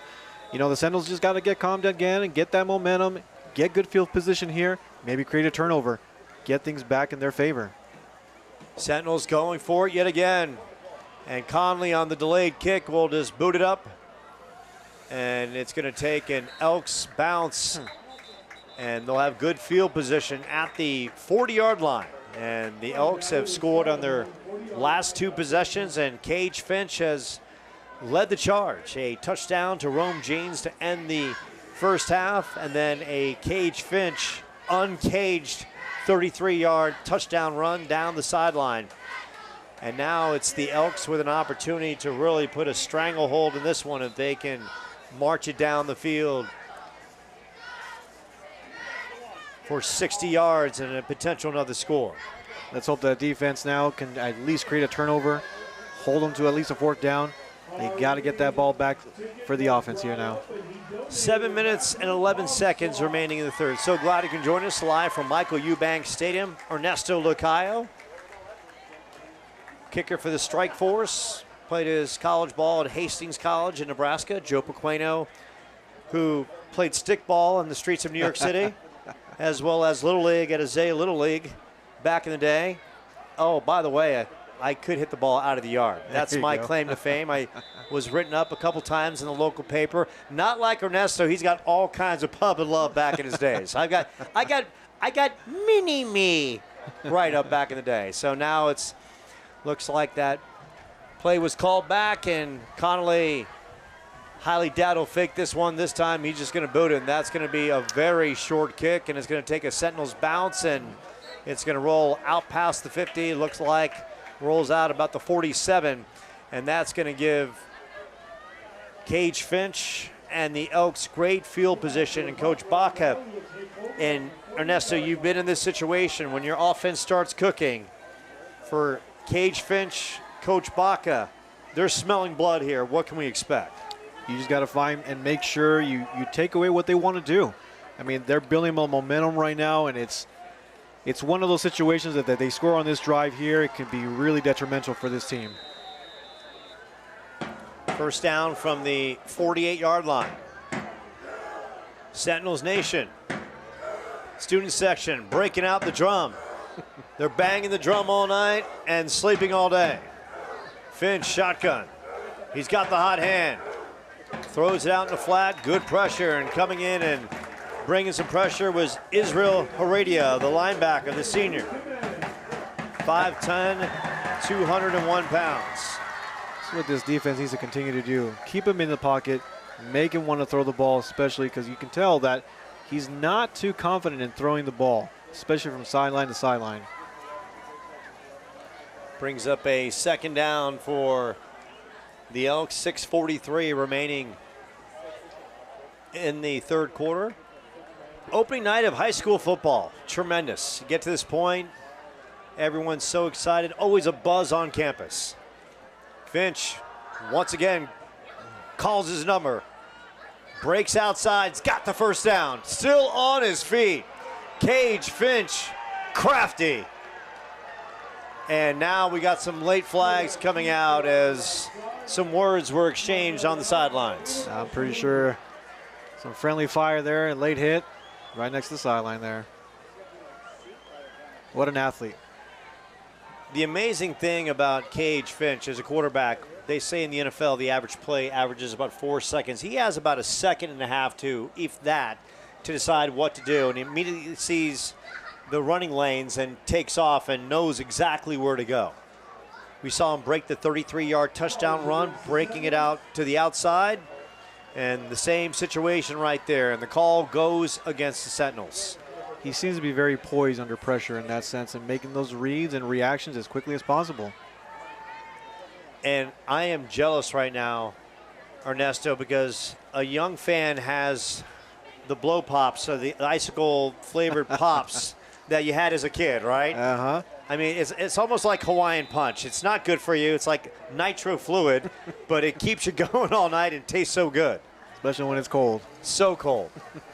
First down at the 15-yard line. Finch, shotgun. He's got Crick in the backfield. Finch, inside handoff, and Crick just powering his way. And another chain-moving moment for the Elks as they continue just to grind the clock in this third quarter. Jimenez in on the tackle as we wind down to 6 minutes remaining in the third. Same situation like in the first quarter there. The defense has just been out there a little bit too long. Starting to get tired. This is where all the mistakes can happen. And you got to figure Cage Finch has been so good in the read option here. He's going to be handling it one way or another here. Finch with Quick in the backfield. Quick drop, Finch fires, he's got his receiver, and that just slips right through the hands. And if there is, in the early stages of this season, Ernesto, if there's any kind of kryptonite to this Round Valley team, the receiving core has got to make some catches. Absolutely. A lot of the ball's hitting their hands. They got to make those plays, and the quarterback's putting them exactly where it needs to be. So they got to do a better job. They're going to have a really good season. 3rd and 10. Sentinels, those young men defensively, they've been on the field a long time in this one. And they're just trying to keep their finger in the dike just one more time to give themselves an opportunity for a potential comeback. Finch, man in motion. Finch, this time up the gut. Finch powering in. Finch crossing, and Finch into the end zone. Another rushing touchdown for Gage Finch. And the Elks extend their lead off Ray and Dobson Road.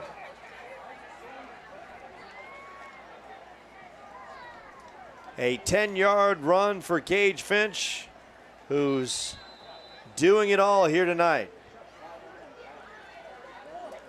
As if rushing for 2,000 yards, throwing for 30 touchdowns, rushing for another 9 last year wasn't enough. He's already on his way.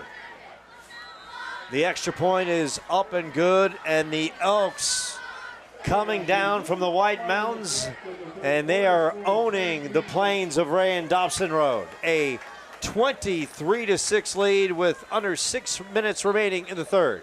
A short timeout right here on the Sentinels Sports Network.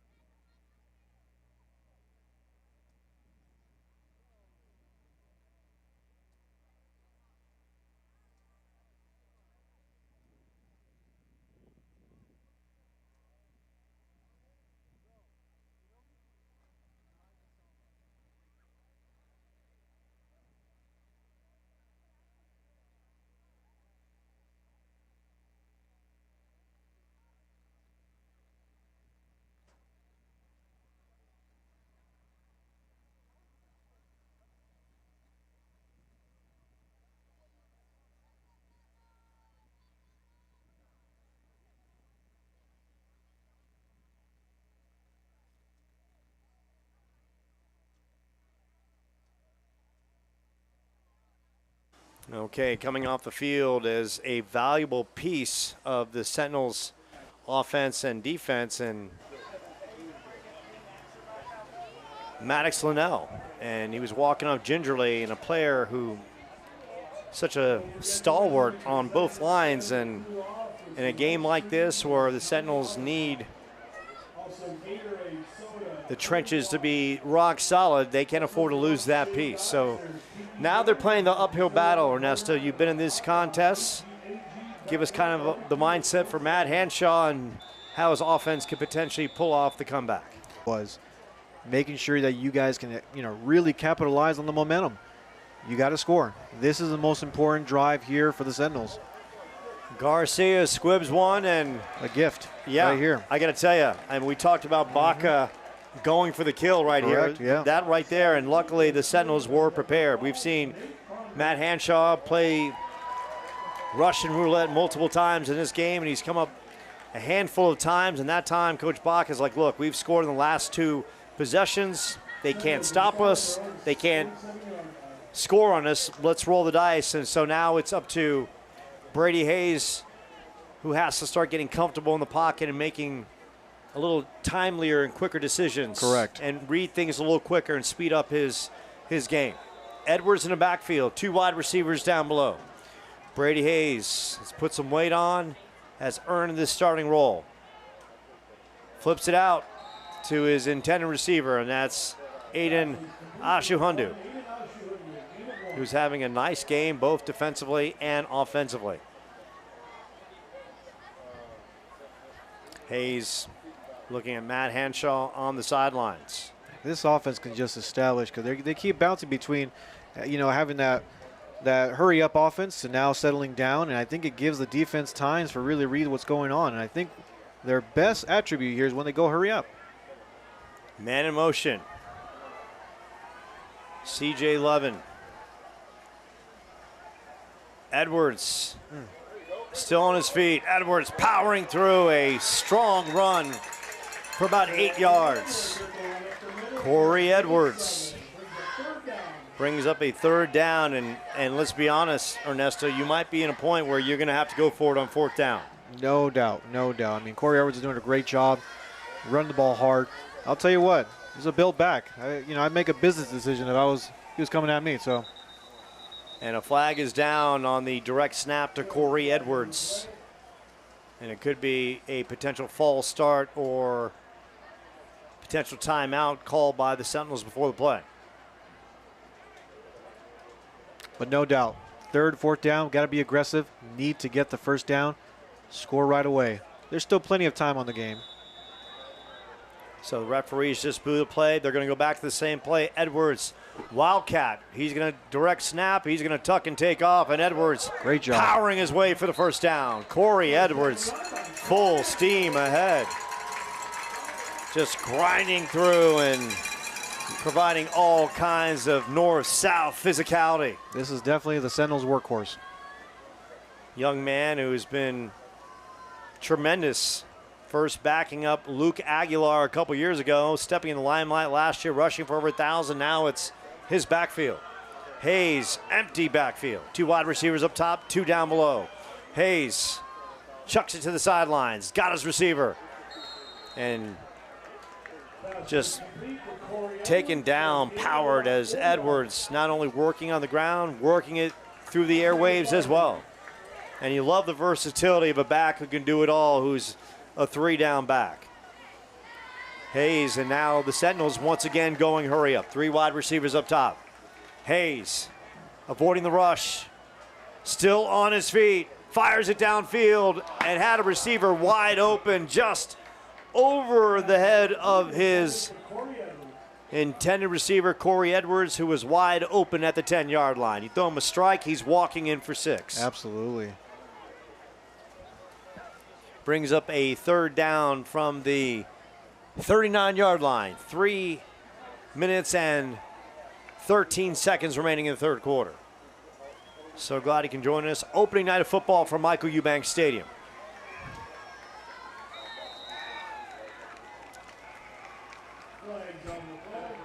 So Baranis now in the backfield. And that is just crippling for the Sentinels. You couldn't connect on the touchdown pass, and now you go back another 5 yards. So Baranis in the backfield, 2 wide receivers up top. Hayes dropping, showing the arm strength, and rips it over Patrick Conley out of his range. And you know, the funny thing is, Brady Hayes shows you different arm strength at different aspects. Like right there, he throws a missile down the field, and then other times he's laboring on the short routes to get the ball out quick, but he's got the arm strength to do it. It's like I almost feel like he's got to still find a comfort level in throwing the football in certain areas of the field.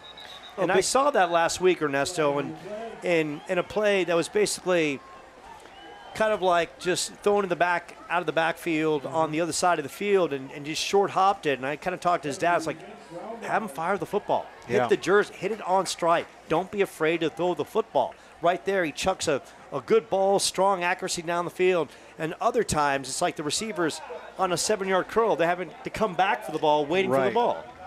And it could be numerous things, you know, because he does have the arm strength. It's just a matter of setting his feet, making sure he wants to make the read that he needs to do, because we all know that his arm strength is there.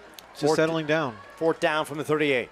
Hayes, he's got to throw it, chucking it downfield, and that pass is broken up. Great secondary play by the Elks, and the Elks force the Sentinels out on 4th down, and they'll take over offensively.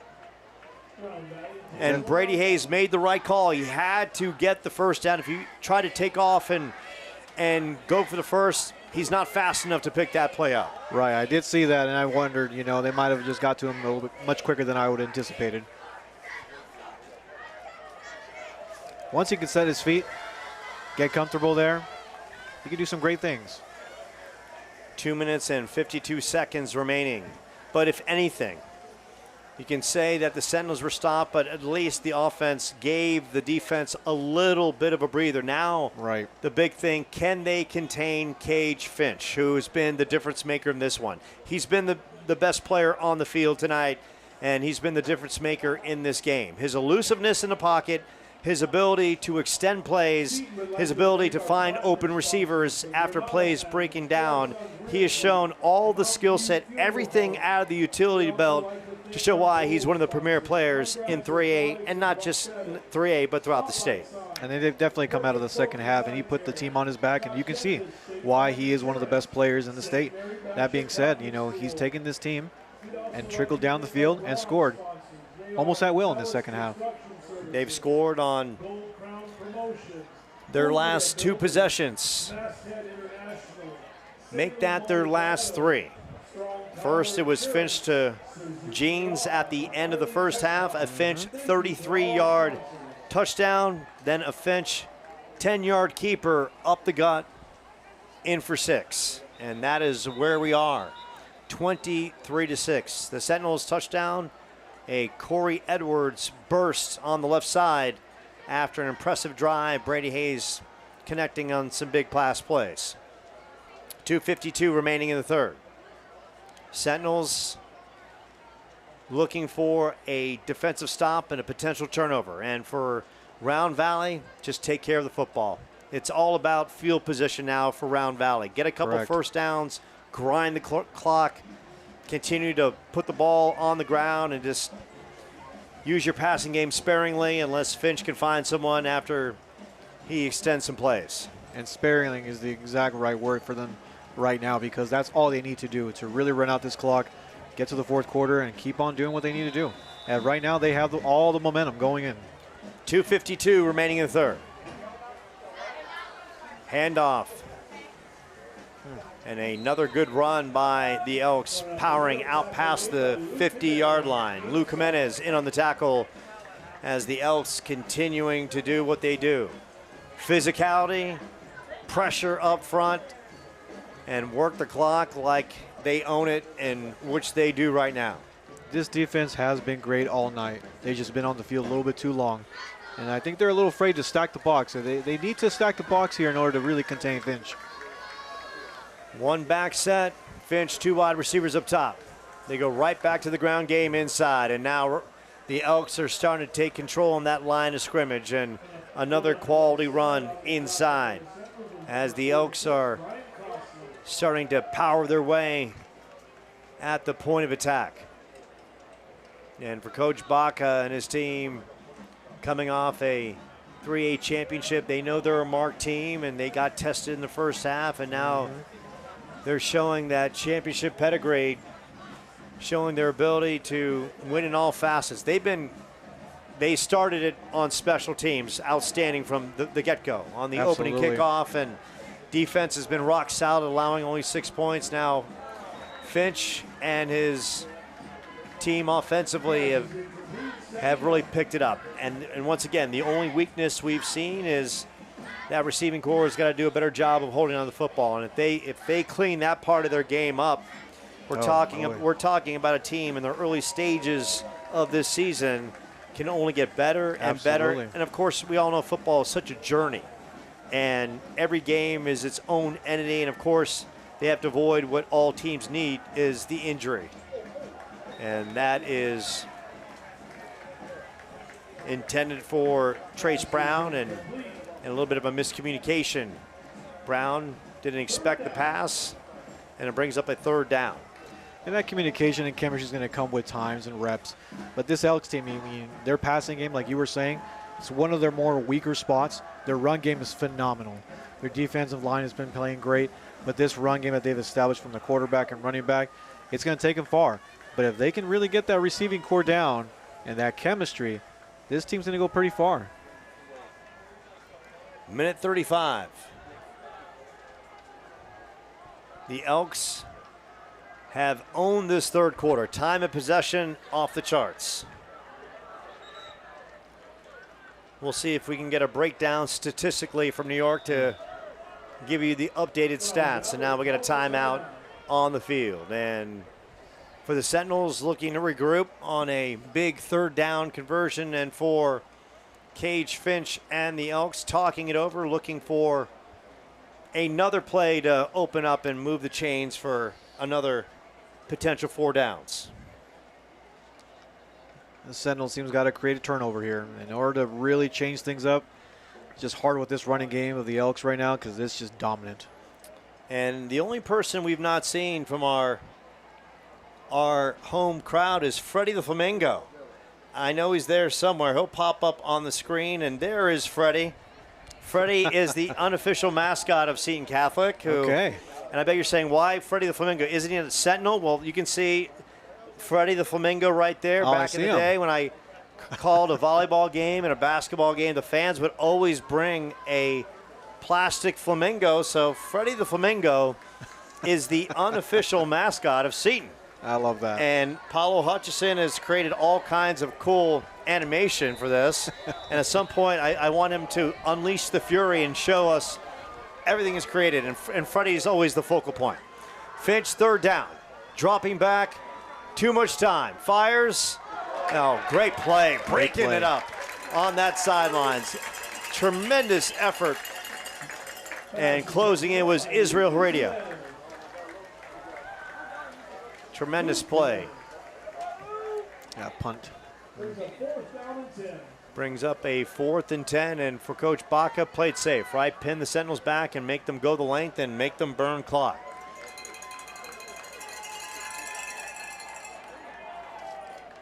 But Cage Finch is coming back out in the field. And this is kind of a statement. Exactly, yeah. Coach Baca is saying, you can't stop us and you can't stop my quarterback. Sentinels got to take it personally. Finch, time to throw. Roaming to his left. Finch downfield over his intended receiver.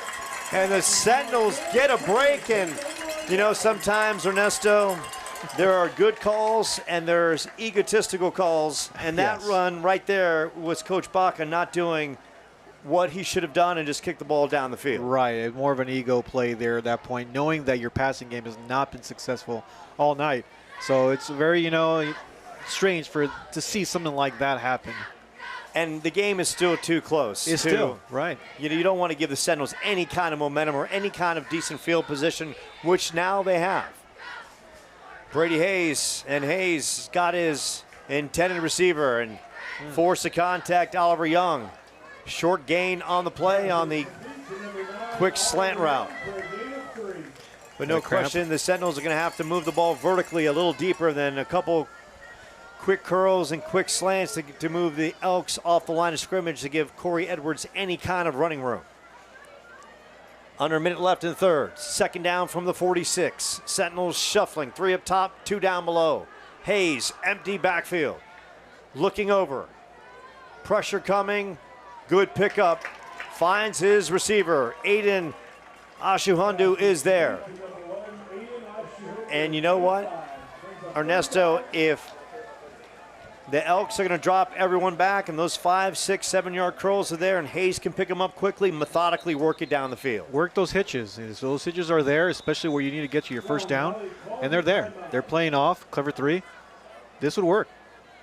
Round Valley calls a timeout with 27.9 seconds left, and Matt Hanshaw and his offense huddling up around the sideline and trying to get into a good groove. Look, there's an eternity left to play. You have a fourth quarter. Anything can happen. One turnover, special teams mistake by one team, and all of a sudden a disadvantage, which is currently the Sentinels are looking up at. Down on the scoreboard, down by 17, could turn around very quickly. And there's plenty of time. It's just a matter of the team really believing in themselves. The coach has got to really get them riled up here. Get them to score right now. We need at least 2 to 3 plays to get this thing going. Let the defense get back on the field, do what they need to do, like they have been doing all night. And I got to tell you, I mean, for a debut for the Sentinels, they are playing a very good game. Right. You take Cage Finch, he's been the equalizer in this one. You take him off the charts, and, you know, this game is probably a 6-6 ball game, or maybe even a.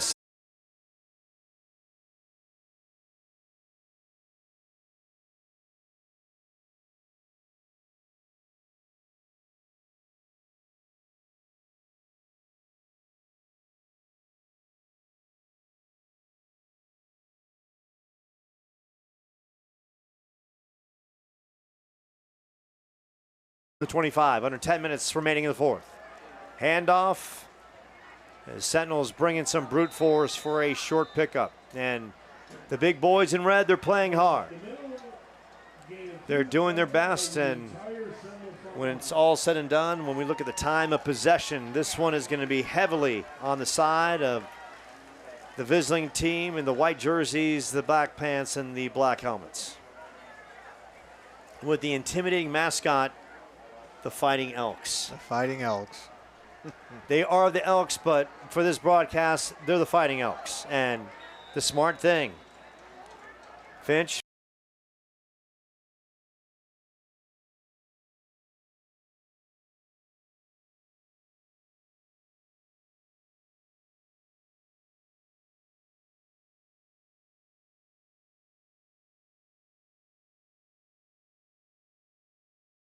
Defending 3A champ. So glad you can join us. Paulo Hutchison on the live stream.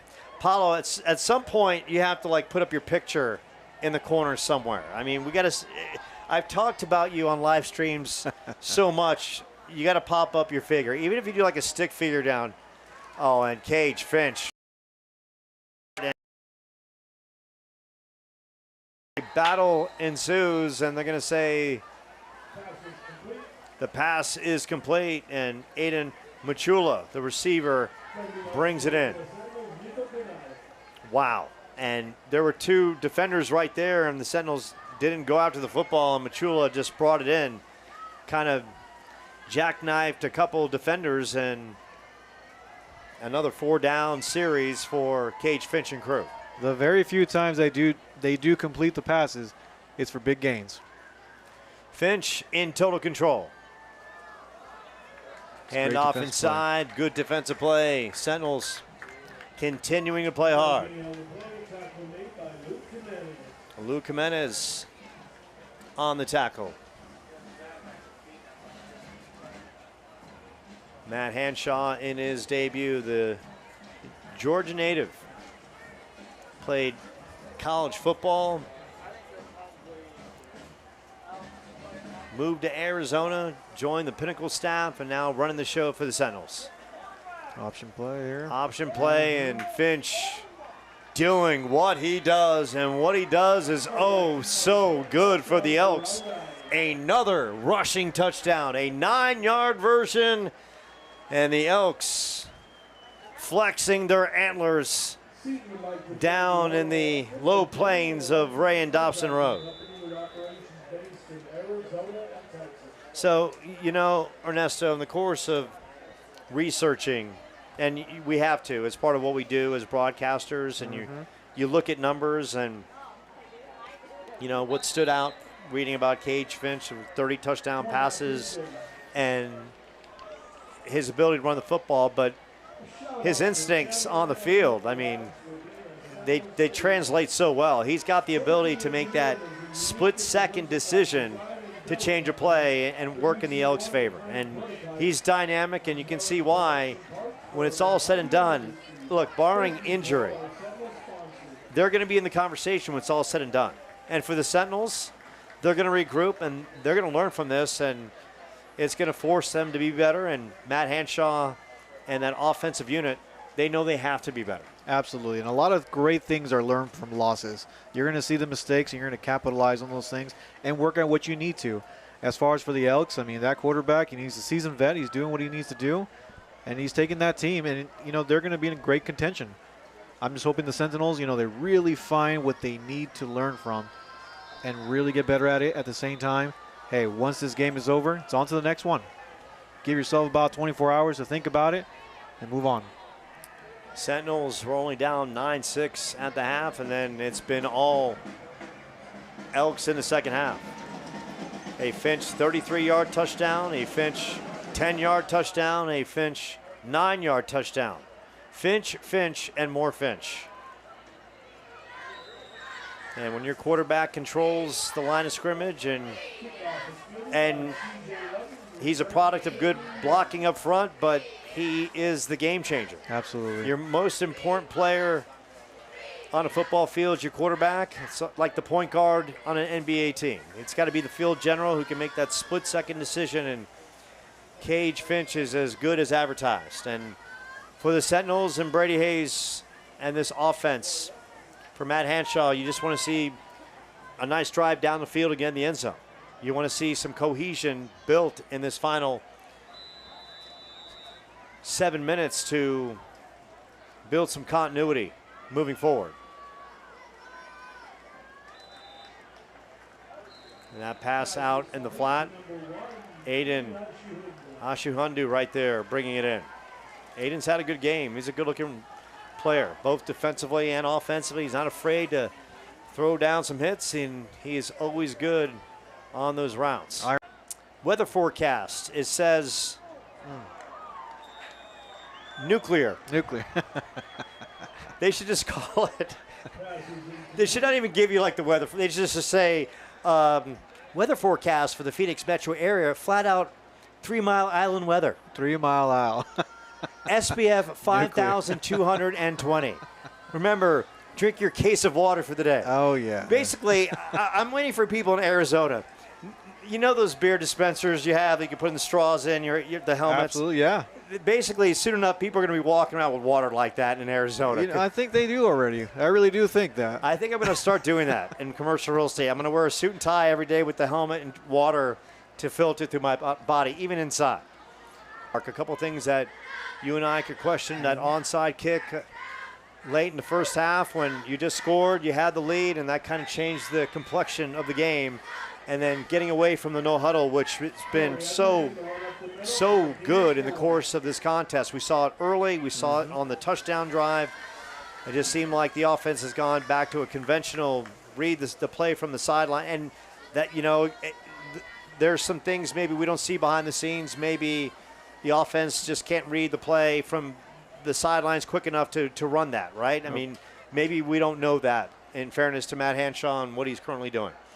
Back in the backfield, 3 wide receivers down below. Hayes fires a good throw, and that was a slant route inside over the head of C.J. Levin. And again, a good throw from the quarterback. He has a laser of him. That's the thing. I think Brady Hayes has to figure out certain throws require better velocity. Right. And he's got good arm strength, but too many times in the course of these short routes, it's almost like shot putting the ball to get to the receiver. Right. Instead of throwing, just boom, get him the ball and let them trek upfield. Just got to get his ball to the athletes. Throwing downfield, and that time over his intended receiver's head, who had some space on that sidelines, and that's Ben Castro, the sophomore, 5'9", 149. And Matt Hanshaw talked about a gifted wide receiving crew, and now we're seeing some youngsters get an opportunity. And why not? At this point, work the bench. See who's willing to fight when the chips are down and your character is tested. Try out different personnel and see what happens. See what sticks. Hayes chucking. He's got his receiver. Pass play. Connected. Still on his feet. And going in for 6. For the touchdown is Patrick Conley. 46 yards on a strike from Brady Hayes. Great pass. That's what we wanted to see all night. And that there you go. I love that drive. I'm glad they scored on this drive. Well, it's what we've been waiting for. You and I have talked about. It seemed like too much in the course of this contest. They tried to nickel and dime, short stuff up the field. Well, what does that do for the Elks? It allows them to bring all the pressure up front and stop the running game. Right. That time, they unloaded the Fury, some deeper routes, and forced the Elks off the football, and Hayes connected deep. Some broken coverage and worked out in the favor of the Sentinels. They're going to go for 2. Conley, the converted quarterback, and that is broken up, and there's a flag down. And it's going to go against the Elks, and the Sentinels will draw closer. And I got to tell you, it's great to see the Sentinels firing and fighting to the very end. Last year at this point, we got to this point, the white flag was out, and they would just let another team just continue to beat them up and down the field. But this, you love to see the fight. And for Brady Hayes, that drive, as we see Freddie the Flamingo, there we go. Oh, there we go. Freddie knocking the elk down. Paulo, there you go, champ. That's definitely a strong flamingo. Yes. 2-point conversion. Powering through and in for the 2-point conversion. Here we go. Okay. Corey in for the 2-point conversion. 4:37 left. The Sentinels tack on another touchdown. Hayes flying the friendly skies to Patrick Conley, 46 yards, a short timeout.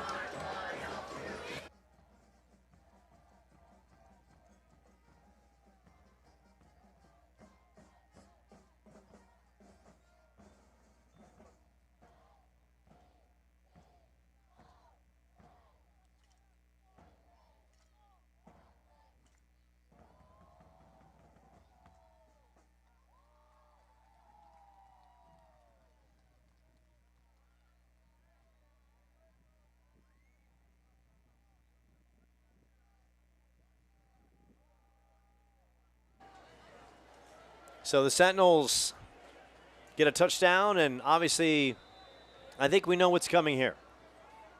The old-fashioned onside kick. And the Elks are more than ready. They've got only one man back, the majority on the line. They're going to boot it the other way, slips through, and good hands picking it up was Kaysen Badeau. As it went through the front line, right through the wickets, but Badeau, like he might have played a middle somewhere in baseball and obviously took the short hop and scooped it up easily. I miss the days where you'd be able to high bounce the onside kick. Very dangerous play, though, but you give the team more of an opportunity to recover the ball. That case right there, good play on the second line. Looks like he's played some infield somewhere. But, you live and die by it. 45-yard start for Cage Finch and crew. They just got a milk 4:37. And they're going to go back to the run. And the Sentinels bringing some pressure. And you got to love what you're seeing. They're not going to make it easy. They're going to make sure that the Elks earn every second off this clock. And look, for the Sentinels that have been beaten around by the Elks, leave a message for this one going out, because you never know where these two teams could face somewhere down the road. I think this defense, this team is definitely not going gently into that night. I'll tell you that.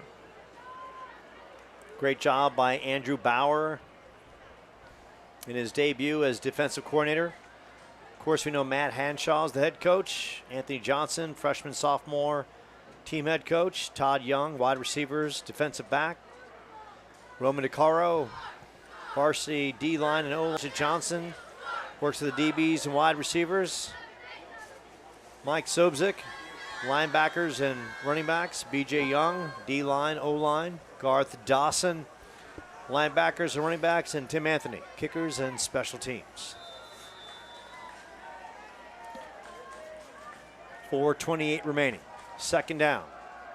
Handoff and good pressure up front. Great job. How about flying through Nico Granado, the senior. Relentless. On the Sentinel side, they're going to need a lot to happen, but they can finish this game strong and reflect on some positives in the course of this one. And there's numerous positives. A defense that played hard. Running game looks in check. The receiving, it's all about just being a little quicker decisively at the point of attack. I'd love to see more of this receiving core once the decision's made. Here we go. Third down from the 44. Finch, he'll flip it out in the flat, and that one was over his intended receiver's head. Great defense.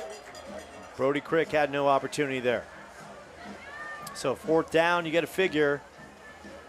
Coach Baca last time rolled the dice and lost. I mean, here you figure you're just going to kick it away. Yeah, absolutely. I mean, don't let ego play the field position right now. You've seen throughout the game the Sentinels are a little bit tough when they're backed up and trying to drive all the way down.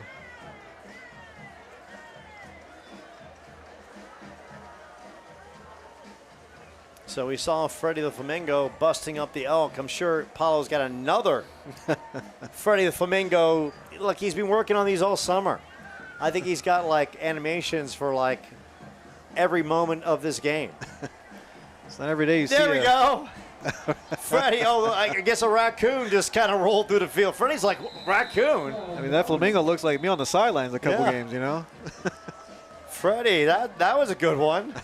We got anything else in the utility belt? Come on, P. We know you got more. You've been working all. Now he's in the truck. He's like, oh, punch up number 87. 87. Come on, load. So it's going to be a punting situation for the Elks. Conley is back. They're going to work it that way. It's going to fall flat. The Elks will fall on it, and the Sentinels will start out past the 30. Trailing by 16, 4 and change remaining.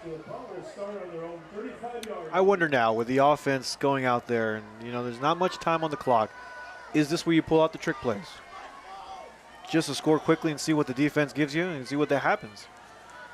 Or you kind of maybe, Ernesto, there's some things you have in the offensive playbook. You want to see, okay, we have nothing to lose here. Let's see if we can actually execute the plays. 3 wide receivers down below.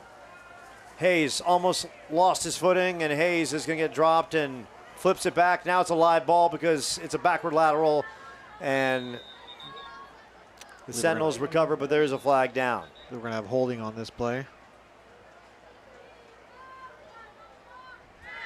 And for Brady Hayes, sometimes it's okay just to eat the play. A learning curve for that young man tonight. Holding. He's been trusted to be the starter this year. He's waited. And tonight, a learning moment against one of the best teams in the state. Brings up a second down from the 32. 4:07 remaining, and the clock is ticking. Good snap, Hayes. Time to throw. Perfect strike, Great and that strike. is what you want to see. Exactly. That is kind of the velocity Brady Hayes has, and that's what you want to see. Just perfect strikes right in the gut, giving the receivers an opportunity to. Edwards in the backfield. Hayes surveying the defense. And it looks like the Elks are just going into more of a zone coverage, and he'll flip that out. Good play on the sidelines, and kind of a mistake by the receiver. Just go out of bounds and save the clock. Yeah. I'm telling you, once he steps into his throws, he looks like every great quarterback should. Stepping in and throwing with velocity. Correct. And making those smart decisions. That was a great decision right there. Getting out of the pocket, seeing what's available to you. There you go, moving the sticks. Saw that in the scrimmage where he stepped up in the pocket and kind of avoided the rush and threw a touchdown pass to Corey Edwards. We're seeing it again. Hayes directing traffic downfield. Hayes lets it rip. Has his receiver, and that's gotta maybe be a flag. potential hold. No. But once again, yes, you got to love the arm strength. Right. You're seeing Brady Hayes unleash the cannon and not being afraid to use it. I think this young man who's been kind of wrapped up in cellophane his whole time on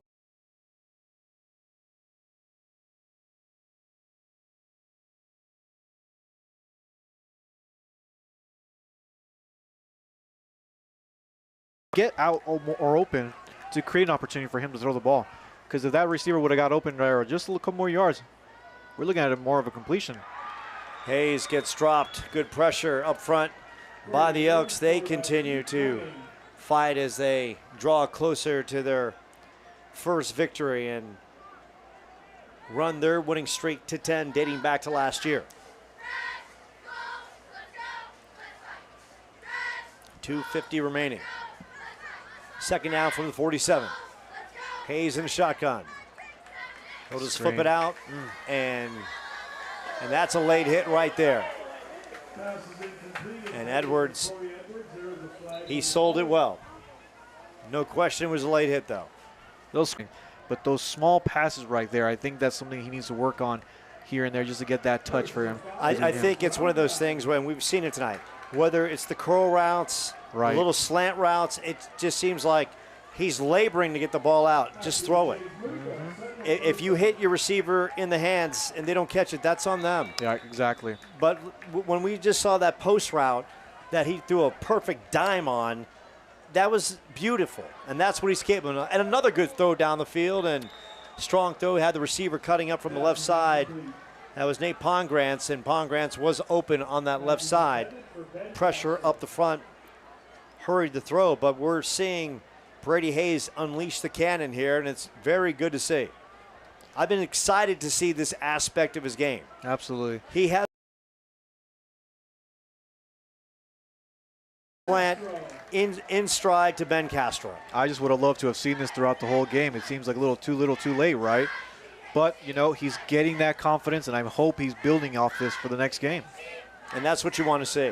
I mean, if you're Matt Hanshaw, you go back to practice and you see Brady Hayes labor on a curl route, you stop practice. And you pull him over and let's have a conversation. Right. Hayes in a shotgun. Hayes stepping up. Hayes gets dragged down, and Brady Hayes doing his best on the run, and that's kind of how he hurt his collarbone last year. Not sliding Ernesto, but going in a play like that and eventually getting taken down. Wow. You gotta, at some point, gotta learn to protect yourself as a quarterback. 1:41 left. Hayes keeping alive. Fire. A great throw by Hayes and cannot be brought in. Ball hit the hands of his receiver, you know, just a matter of getting comfortable and bringing that back down. Yeah, Luke Pruning had an opportunity right there. Off-balance throw by Brady Hayes. And no question, this offense has had 2 good drives. Really got to capitalize on that. They really do. 1:34 remaining. Second down, Hayes. And Corey Edwards on that sidelines, and right now, in fairness to the Elks, they're playing zone. They're only rushing 2. They're going to say, okay, we'll let you just burn the clock. We're going to let you eat up time, and we're not going to let you beat us deep, but you're going to have to earn everything up the field. But you know what? For Brady Hayes, extended practice, just working on his footing, his confidence, and the velocity of hitting different routes. Every extra rep's going to be key for this young man.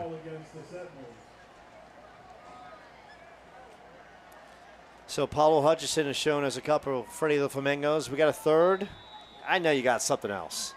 We saw Freddie bust the elk. Freddie questioning the raccoon. There's got to be something else. Something. I know you saved something.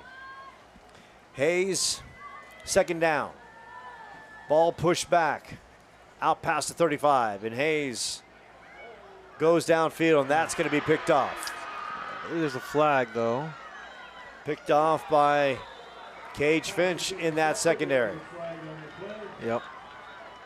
So Finch, who's been a star offensively for this Round Valley team in the secondary, and Ernesto, correct me if I'm wrong here. You're up 30-14. I don't want my quarterback, who I need in the course of the season, on defense late in this game. Absolutely not. You need to keep him safe. It's a long season. Long season. Give me a promising young buck in that sideline who's earned some playing time, right? Definitely just give him reps, especially whoever's been on that sideline. Get your quarterback out. Get this young man some reps, and it's going to, you know, really get him more confident to be able to play in situations like this. Finch under center, and he's going to work his way. Hey, you know, the funny thing about a player like Cage Finch is he's so savvy, and he's not a huge specimen, you know, but it just seems like he's kind of Teflon, where he just bounces off people, gets right back up, and nothing really rattles him physically, you know, and that's one of the most impressive things about him is that his durability.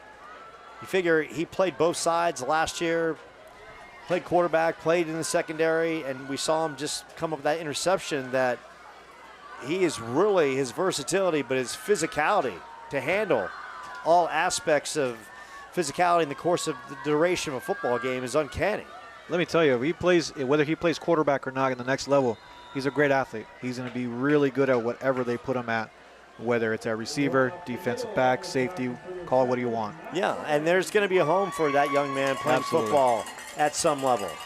NAIA, D2, Yep. D3. I mean, look, I'm about to call D2 football East Central University, and I can tell you, I've watched some tape of some athletes, and Cage Finch, his poise is as good as anything I've seen so far in the early stages of that. Oh, we got Freddie, and that's a touchdown run over the Elk. Can we get that one more time? And that's going to run it out. And the final score, Freddie running the Elk down and running into the end zone. But unfortunately, Freddie, with all the fireworks in the background, it's going to be all the way around. It was the Elk riding the Flamingo and the Sentinels straight into victory lane as Cage Finch and the Elks come down from the White Mountains and get the 30-14 victory for their first victory of the year. The scoring started in the first quarter on a Amador Garcia field goal. The Sentinels took the lead on a nice drive. Brady Hayes, Sentinels went up tempo. Corey Edwards pounded in.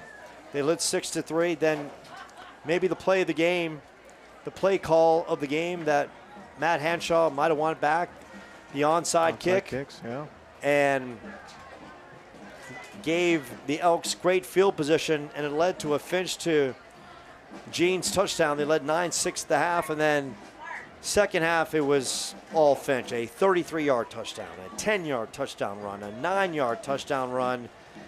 Brady Hayes capitalized with a touchdown at the end, and at the end it was just too much Round Valley for the 30-14 victory. And once again, prepping for this game, you looked at the numbers, and Ernesto, Cage Finch as good as advertised. Absolutely. No disappointment from him at all. His ability to do whatever he wanted to today. An incredible athlete. You know, great team over there. You know, they're going to have a great season in the postseason as well. You know, the Sentinels here, a lot to learn from, and I think they will get better. And once they establish, you know, get that confidence level they need to get in all three phases, they can do something. Ernesto, give me kind of a sense, if you're Coach Baca and Round Valley, you've now won 10 straight.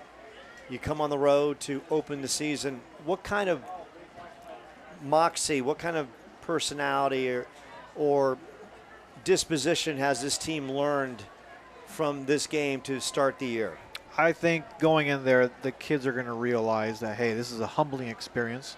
You know, the success that they had last season and going to play against a team like the Sentinels here. You know, they didn't do everything perfect. And only then you can learn from that a little bit. You're humble a little bit, and you got to know you got to make this run. So making sure you learn the next day from the plays, from all the film that you got to do, correct everything that's necessary, and then from there, build off everything that you did right. Focus on the positive and move on to the next game.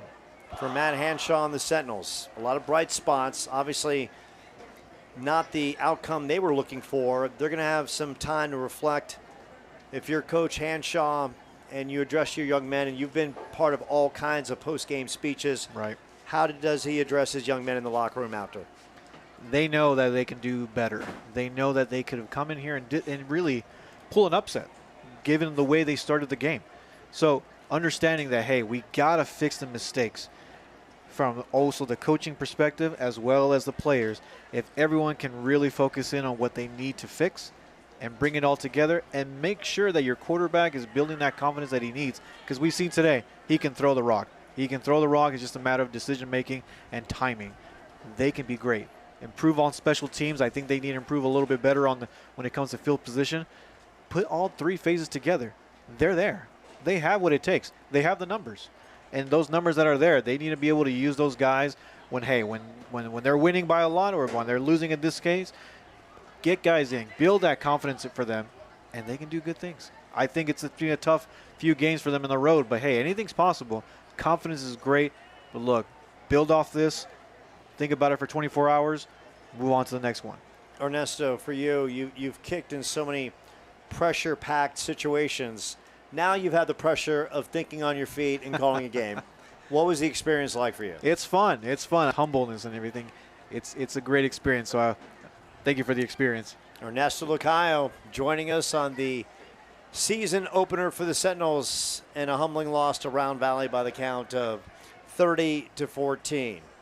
Next up for the Sentinels, they'll travel to take on Santan Charter next week, and then the following week they're back home to take on Safford Round Valley. They'll head back to the White Mountains and they'll take on Florence. And we appreciate you dialing us up on the Seton Catholic Sports Network. For Paulo Hutchison on the live stream, who does such a tremendous work, Jim Shoebridge, the athletic director, Jen Hutchison, Autumn Kish, and all the good people at Seton Catholic. For Ernesto Lacayo, I'm Joe Pequeno. Everyone have a tremendous weekend, and this has been a presentation of Seton Catholic Athletics.